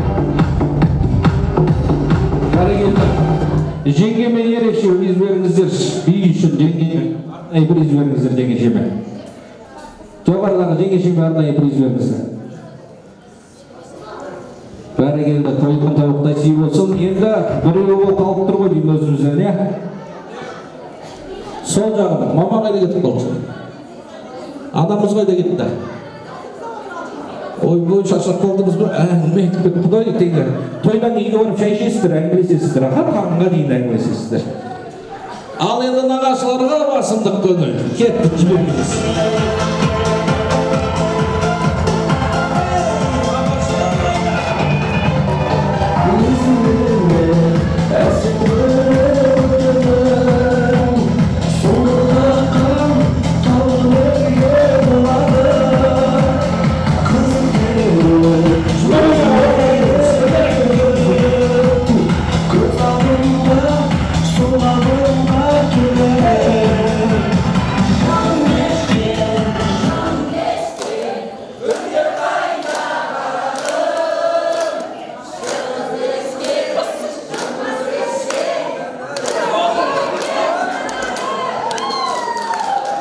Қошеметтеріңіз бұрымызға жіберіп қойшы нағашыларға. Көңілді кәдімгі орнынан шығып тұрған. Жүмәбек бар, жіберіңіздер. Жіберіңіздер. Танцевальный музыка жіберіңіздер. Нағашыларға.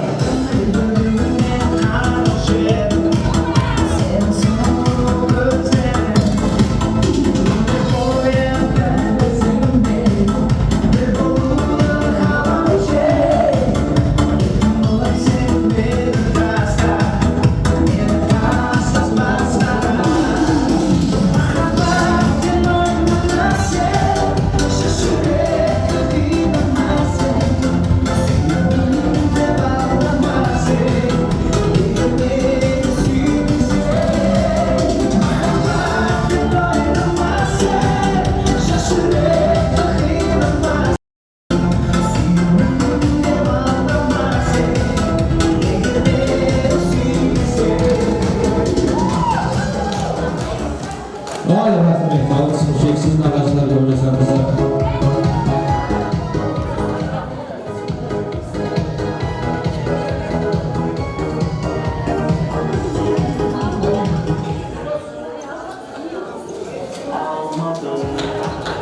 Жатса, мұны ертегі үлкен гран-при болғалы тұр. Ол гран-приді енді шындап келгенде мұны ерде 70 жас тойып отқаннан кішкене ыңғайсызданғанмын шәксәл. Ортаға шығарып билетсем қалай болады? Көңіл болып біреуге түйіп қаймаймын екен деп сөйтсем, бұл жердегі барлық қырықтағылар екен ұмытқан. Көңіліме пейіл төгіліп жатыр. Сондықтан мына жерде гран-приге нені аяймыз деп Тараз қаласынан 2 бөлмелі квартира тігіліп жатыр ағайын. Ортаға шыққан адамға гран-при. Ең бірінші осы әдемі нағашылардан шыққан Жұмабек аға мен Гүлнар әпкем шақырайыншы ең бірінші ортаға. Мына жақта міне әр столдан тағы осылай жұмалып шықсаңыздар болады гран-приге. Тегіз Жұмабек аға, тегіздер Гүлнар әпке. 2 жұп бар, тағы столдан бар, тегіздер. Құдашылар жақта тегіздер. Кластастар жақта бір жұп тегіздер ортаға. Кластастар жақта, бөлер жақта тегіздер. 4 жұбымыз бар.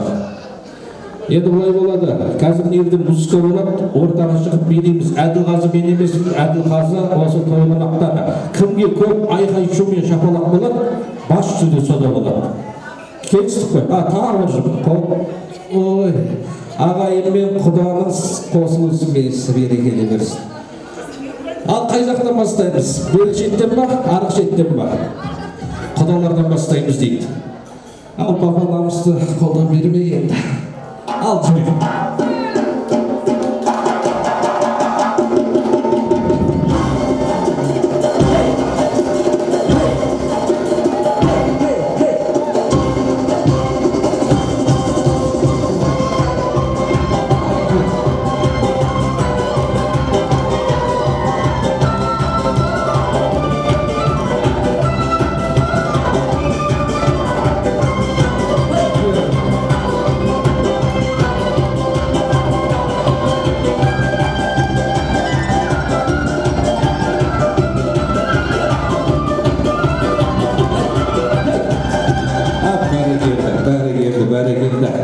Anladı mı?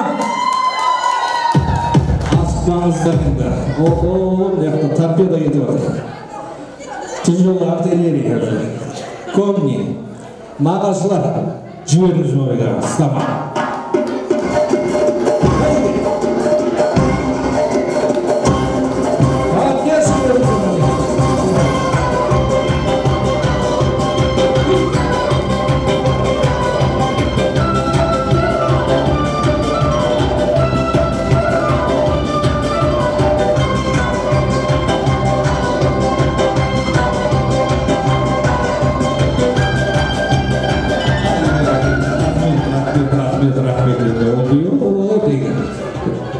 Сұмдық еді, әбден сағын қапты бейді. Алматпен подводный лодка кетті. Ал, бұрын соңды болмаған тек қана бүгін тойдағы.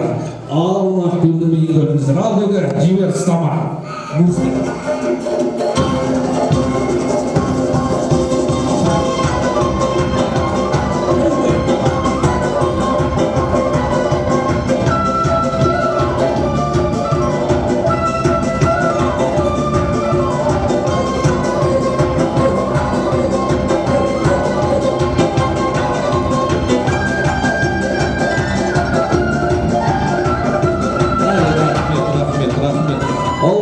негізі кішкене ауыстырып қойсам да болады. Бұл музыкаларға келмейатыр, мына жақта еткенде молодежный барып кетіп жатыр. Бөлелер болады. Аха, бөлелер, ой, жақындар. Тілектес, ниеттес, бейілдес. 21 век кетейін деп жатыр. Ал, жібер саған. Шаршама тек шаршама, аяқым талса да, жолғының бір бейнеек шақ шығарып ортада. Шаршама, аяқым талса да, жолғының бір бейнеек шақ шығарып ортада.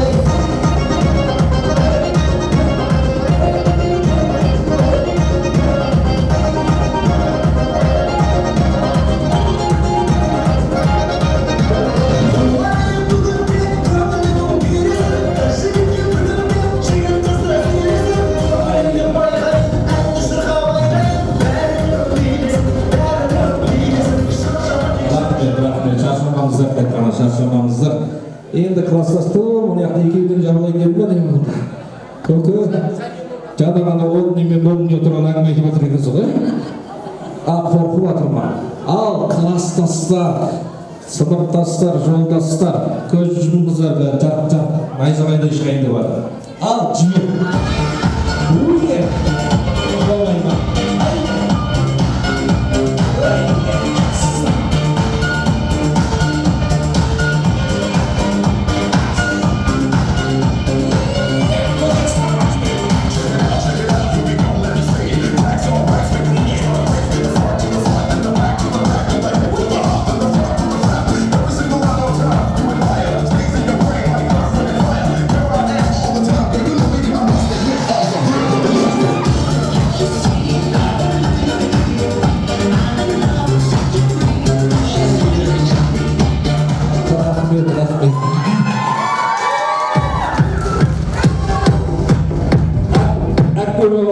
Малланы түсіп тұрды, көкем бір өзінің темасында айтысты қоқып болған сияқты. Ұнады ма? Асықпаңыздар енді, қазір айтып отырды, кімге айқай шу аздап болып шығып кетеміз. Ең бірінші, құдаларымызға. Ағайынмен құдаға айқай шу. Ака действует. Қолдан алып береміз. Берем қолдан. Жұмабек ағаға, Гүлсан тәкімге айқай шу. Айттым ба келе? Алдақ демен, ағам айқай шу. 21 век, жастарға айқай шу. Және де класстастарға айқай шу.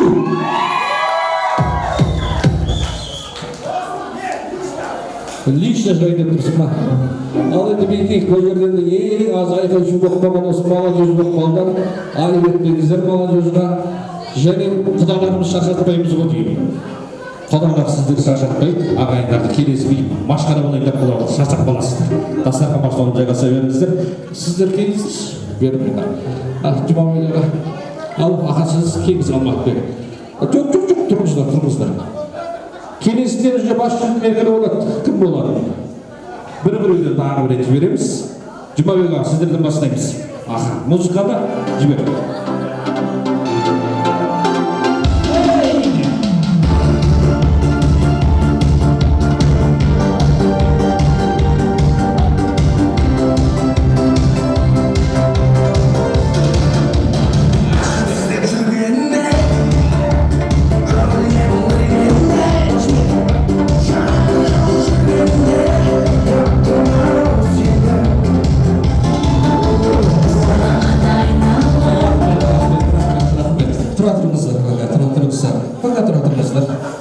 Алматбек, келіңіздер, сіздерді көрейік.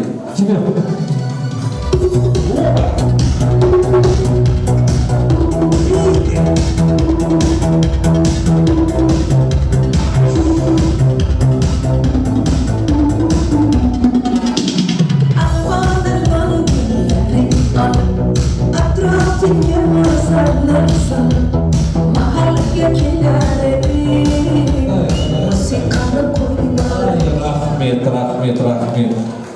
Көке, келіңіз. Көкем ұйықтап болайын деп тұрған сияқты. Әке, тұрдыңыз енді. Жібер, салма.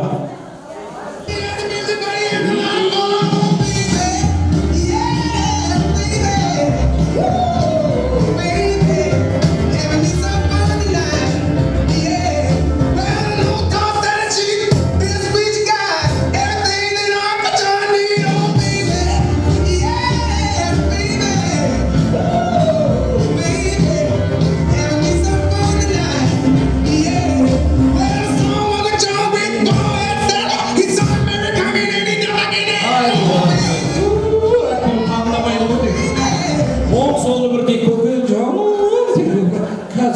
көкемеге жақсы музыка дайындайықшы. Ұмытып қалған мендерім. Ал Жұмабек ағамен Гүлшат әпкеме айқай шу. Жоқтыңыз. Шыққан жоқсыздар. Қайтқыларыңыз келіп тұр ғой. Ал әпкеме көкем айқай шу. Кластастар айқай шу.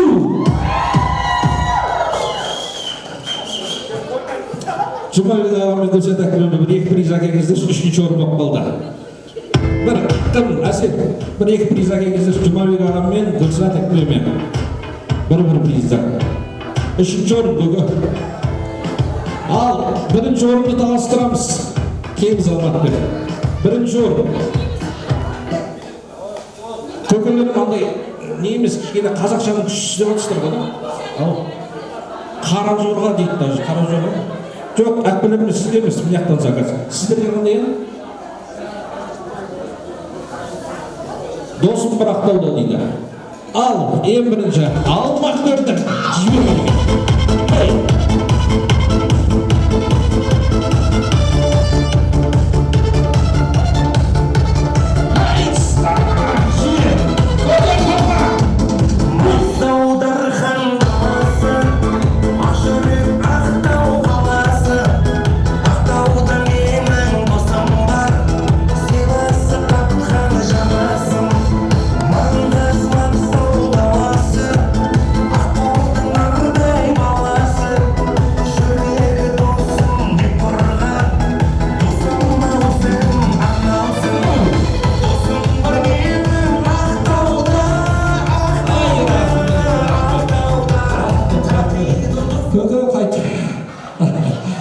Көкем өз ауыласынан жүрміз. Света музыка клуб сияқты кәдімгі. Молодец көке. Көке, кем бар? Сіздер сұрасыз. Көкем тұрып бір көзіліп алатын жоқ арасында ше. Ал класстастардың бейер жібер.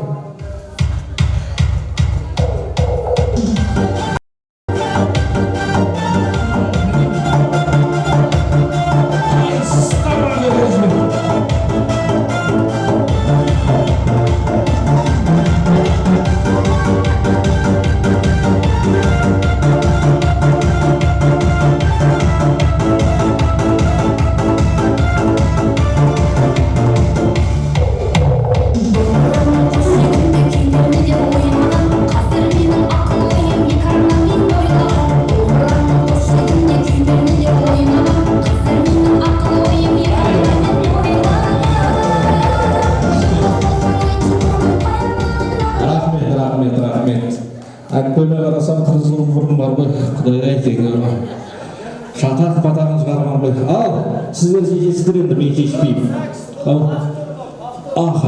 Ассалаумағалейкум, бүгін 70 жас саған, 70 жас қой. Үйлен тойымыз 70 жас жақсы. Мамам 70 жасында бүгін той болады. Ал, рұқсат болып жатса, алма әкпелердің жұмын айқай шу. Екінші сыныптастардың айқай шу.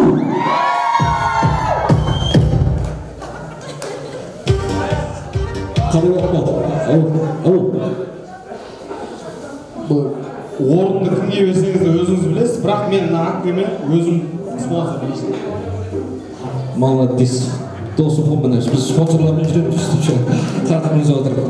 Ал енді бейтейік. Шындақ бейіңізде. Мұны яқта әкпелеріміз спонсорды алып жатыр. Бірінші споры. Келсесіздер ма? Ау.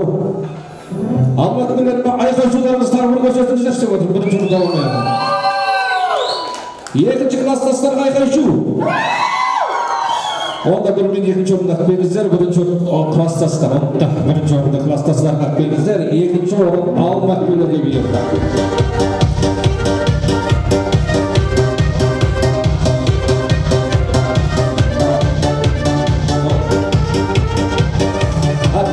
Тойларда уақытта сый болсын, рахмет сіздерге. Алла разылығы болсын, ортаға келіп өнерлеріңізді, көңілдеріңізді көрсетіп жатқандарыңызға.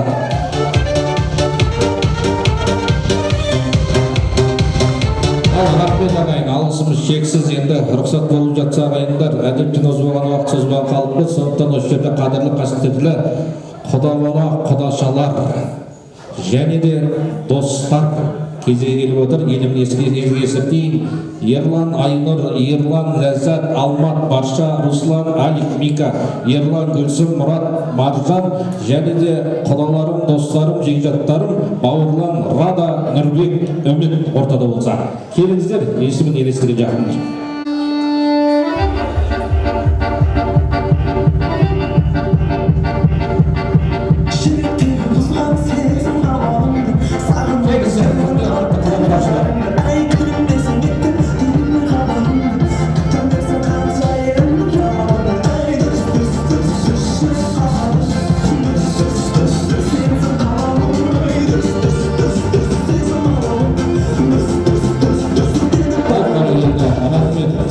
Мамаларға келсеңіз, құрметті құда-бала құдашалар, және де тілектес достар, жекжаттар, әдемі тілектің көші өздеріңізде.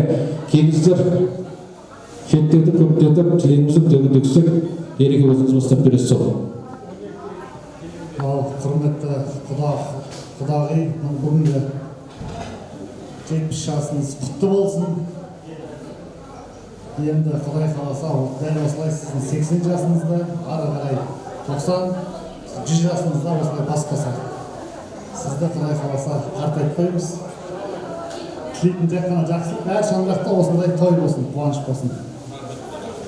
Саматқа, Саятханға, Қаршығаға, Серікхан құда-бала рахметін. Осындай той жасап беріп жатқанға.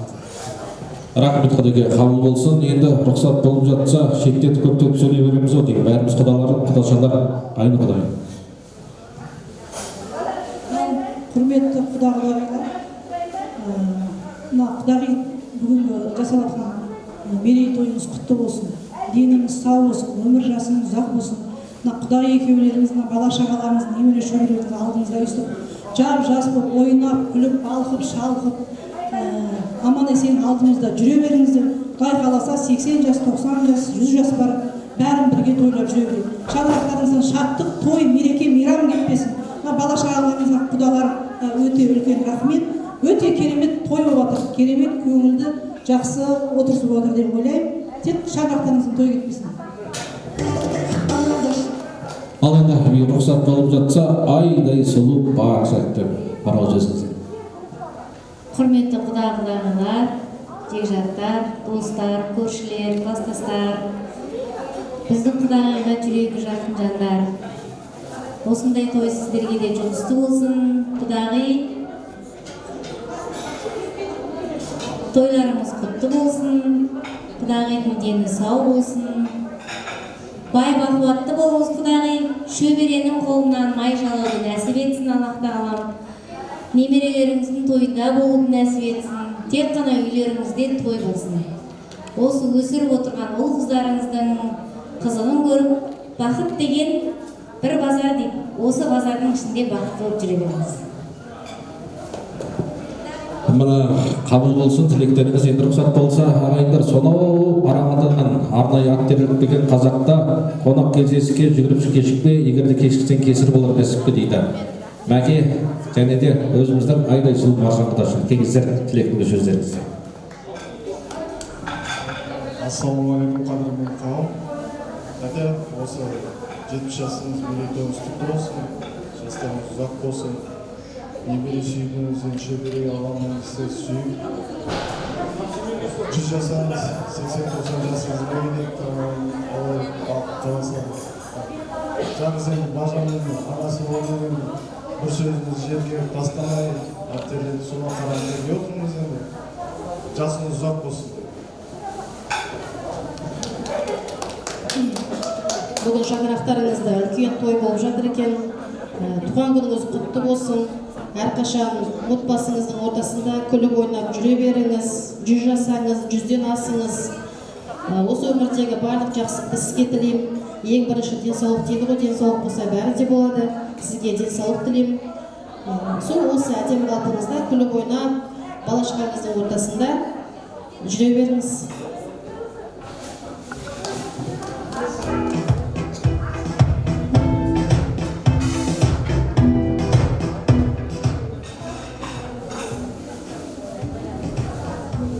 Құда бүгінгі үйлеріңіздегі қуаныштарыңыз құтты болсын. Құдағи жаңа жасыңыз құтты болсын. Бүгін не деген керемет тілектер айтылды, тостар айтылды. Сол тілектердің барлығын Аллам қолдап, періште аумин десін. Мына бала шағаңыз үлкен сапарға сіздерге жолдама беріп отыр. Аман есен сол жолдамаға жақсылап барып келіңіздер. Сіздің жасыңызды бізге берсін.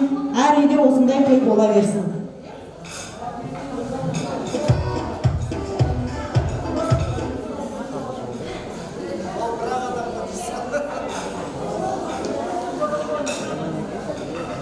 Ал құда-құдағи, тойларыңыз құтты болсын. Ендеріңіз сау болсын.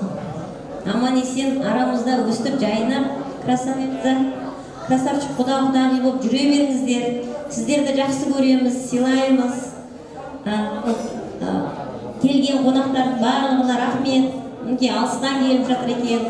Өте қуаныштымыз біздер. Той-тойға ұласа берсін. Барлық тілектер, арман атты аяулы мұратыңызға жетіңіз, бақыт атты бағалы мақсаттарыңызға жетіңіздер. Өмір атты үміттеріңізге жетіңіздер.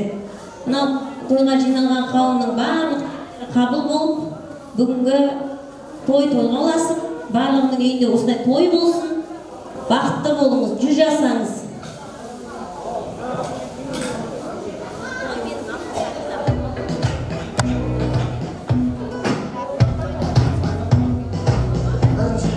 Бетінен сүйіп олайшы.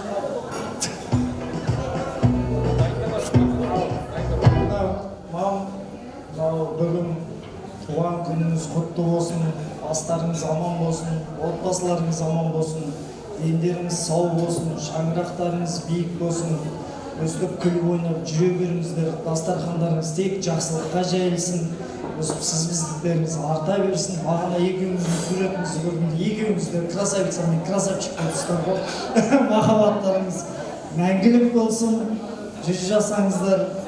Тек қана алдыда осы бала шағаның, немеренің қызын көріп, өстіп күліп ойнап, осы тойдан тойға жете беріңіздер.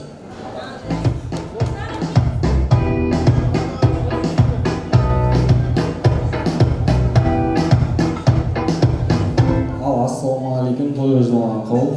Ал мама,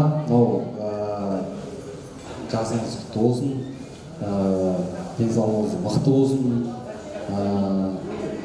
саяқ болсын. Менің мамам жақсы көруші еді, балам деп. Сол сияқты мен де сізді мама деп жақсы көрем. Әрдайым өстіп, қартаймаңыз, тура осы бетіңізден алмаңыз. Жаңа мен кенжегім biraz қатып кетті. Кенжегім жаңа айтып отыр ғой, мен осы кісі сияқты қартайамын деп қойды. Сіз сияқты қартайсың. Осы папа сіз сияқты соны жаңа айтып отыр ғой, сен қасында жүрсіп соны бұйыртсын. Осындай әрдайым Құдай қаласа 80 жаста өзіңізге жолығайық, 90 жас деген бұйырта берсін. Әрдайым осындай кең дастархан осы тойға келген отбасылардың бәріне жайыла берсін. Рахмет.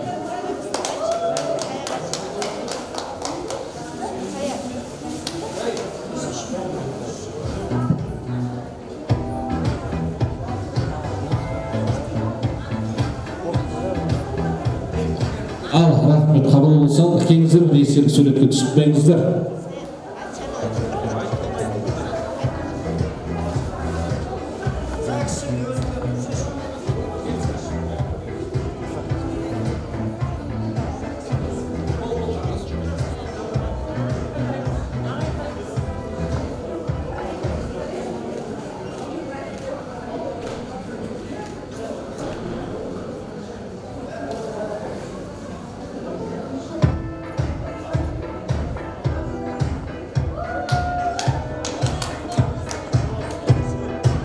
Алғай беріп жатса, әдемі тойдың сыйы бұл қай жерде болса да той басшылар. Сондықтан жаңа тойдың бастауы болсын, ортаға той басшылар көшкен. Той басшылар көш ортаға.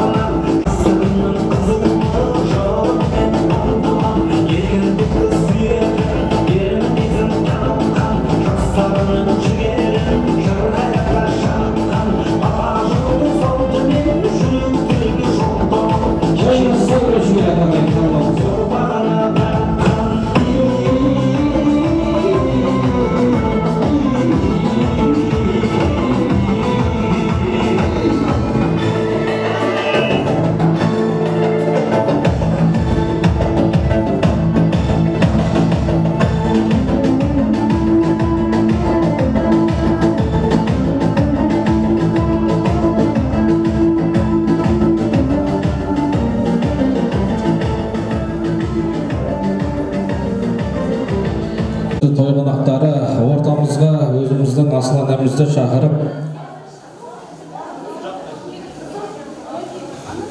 мама, ортаға келсеңіз.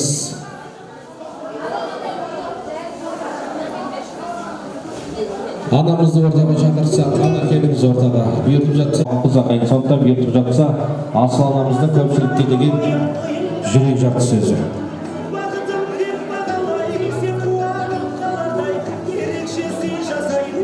Және де Асқар Тобакеміз ортаға келіңіз. Папа, ортаға келіңіз. Енді халыққа деген, көпшілікке деген өздеріңіздің бір ауыз сөздеріңіз болса.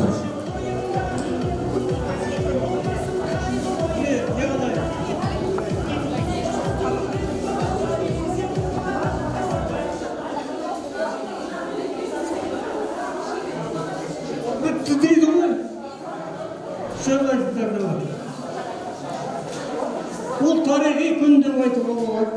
Бір ауылда тұрып, бір мектепте оқып, 10 жыл бірге жүріп, 40 жыл ел отқанымен 50 жылдан іздеп, оны қайта келіп қиын дүние қайтып келмейді. Құтты болсын, жұрттарың жабылмасын. Өздеріңнің мына жасаған істеріңді кейінгі балаларға үйретіңдер, жалғататындар. Құтты болсын деп айтамын.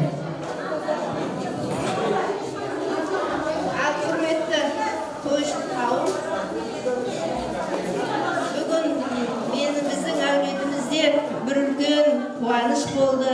Соған ат арылтып, сонша жерден алтын уақыттарыңызды бөліп, біздің әулетті сыйлап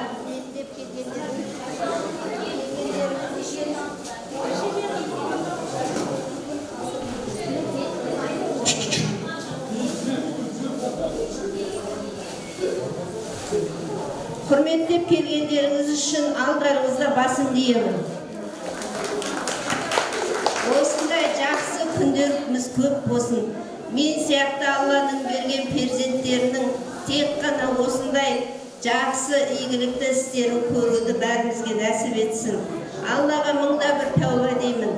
Осы балаларды тәрбиеледі, жақсы жаманды ажыратып, ешкімнің ала жібін аттамаңдар.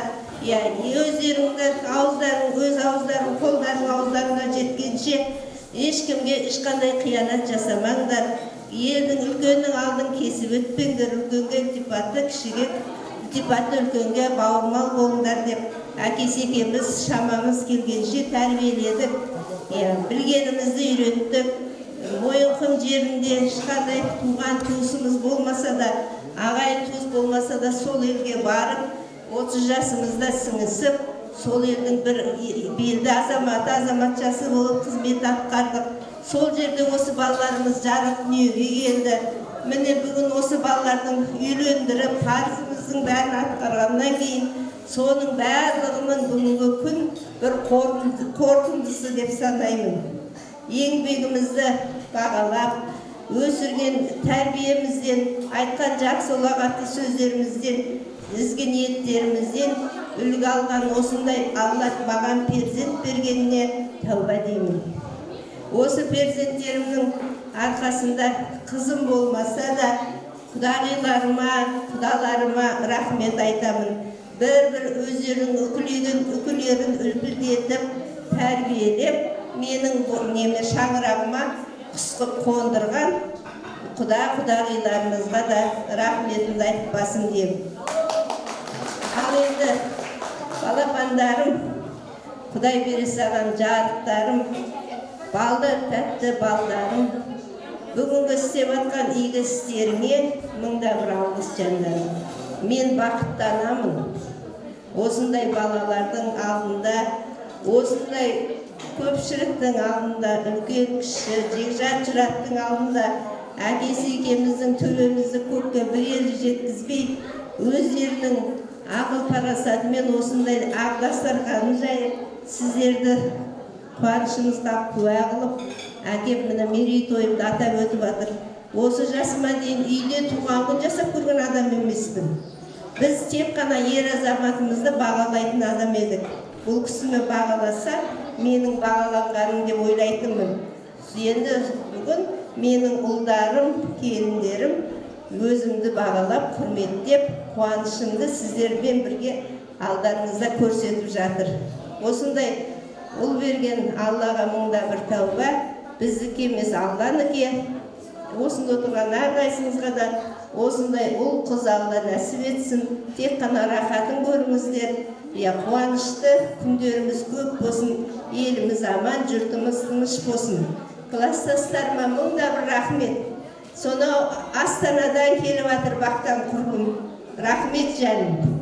Сен де мен сияқты қуанышқа жетіп, тек қана көрген күндерің, қызықты күндерің көп болсын. Бақыш, Күлбадам, жандарым, бұлар да мінекей менің бір ауыз сөзім жерге тастамай, бұлар да келіп жатыр. Шымкенттен менің көзайым қайынсіңілім келіп жатыр.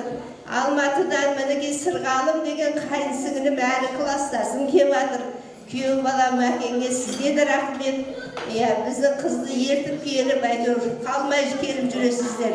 Бәріңізге рахмет. Нұргүл бауырым, саған да рахмет. Күйеу балама рахмет. Сізді алып келіп жатқан. Бәрілерге рахмет. Тек қана қызықты, қуанышты күндеріміз көп болсын. Алла осындай кең дастарханда басымызды жиі қоса берсін. Мында отырған екі сокурсница дейді ғой жаңағы. Бірге оқыған, бір класс, бір комнатада 6 жыл бірге оқыдық, бірге жаттық. Бір нанды бөліп жеп, аштық, түс шыдында бірге бөліскен екі құрбым келіп отыр мінекей. Бұдан артық не керек? Бүгінгі күн мен үшін ең қуанышты, ең бақытты сәтім. Айналайын құдашалар, құда балалар, бауырларым, осындай тек қана кең дастарханда біздің әулетте қуанышымызда келуді сіздерге де Алла нәсіп етсін. Тек қана тойда кездесейік, тойларымыз тойға ұлассын. Ал рахмет, құрметті көпшілік, Алламандық беріп жатса, Асқар әкеміздің, асыл анамыздың 100 ғасырлық тойында көрісуді жазсын. Сіздерге мыңда бір тағзым. Енді жастар биге, қариялар үйге қайтып кетіп жүрмеңіздер, общий антрактымыз бар. Ортада би жиналыңыздар, көңілдер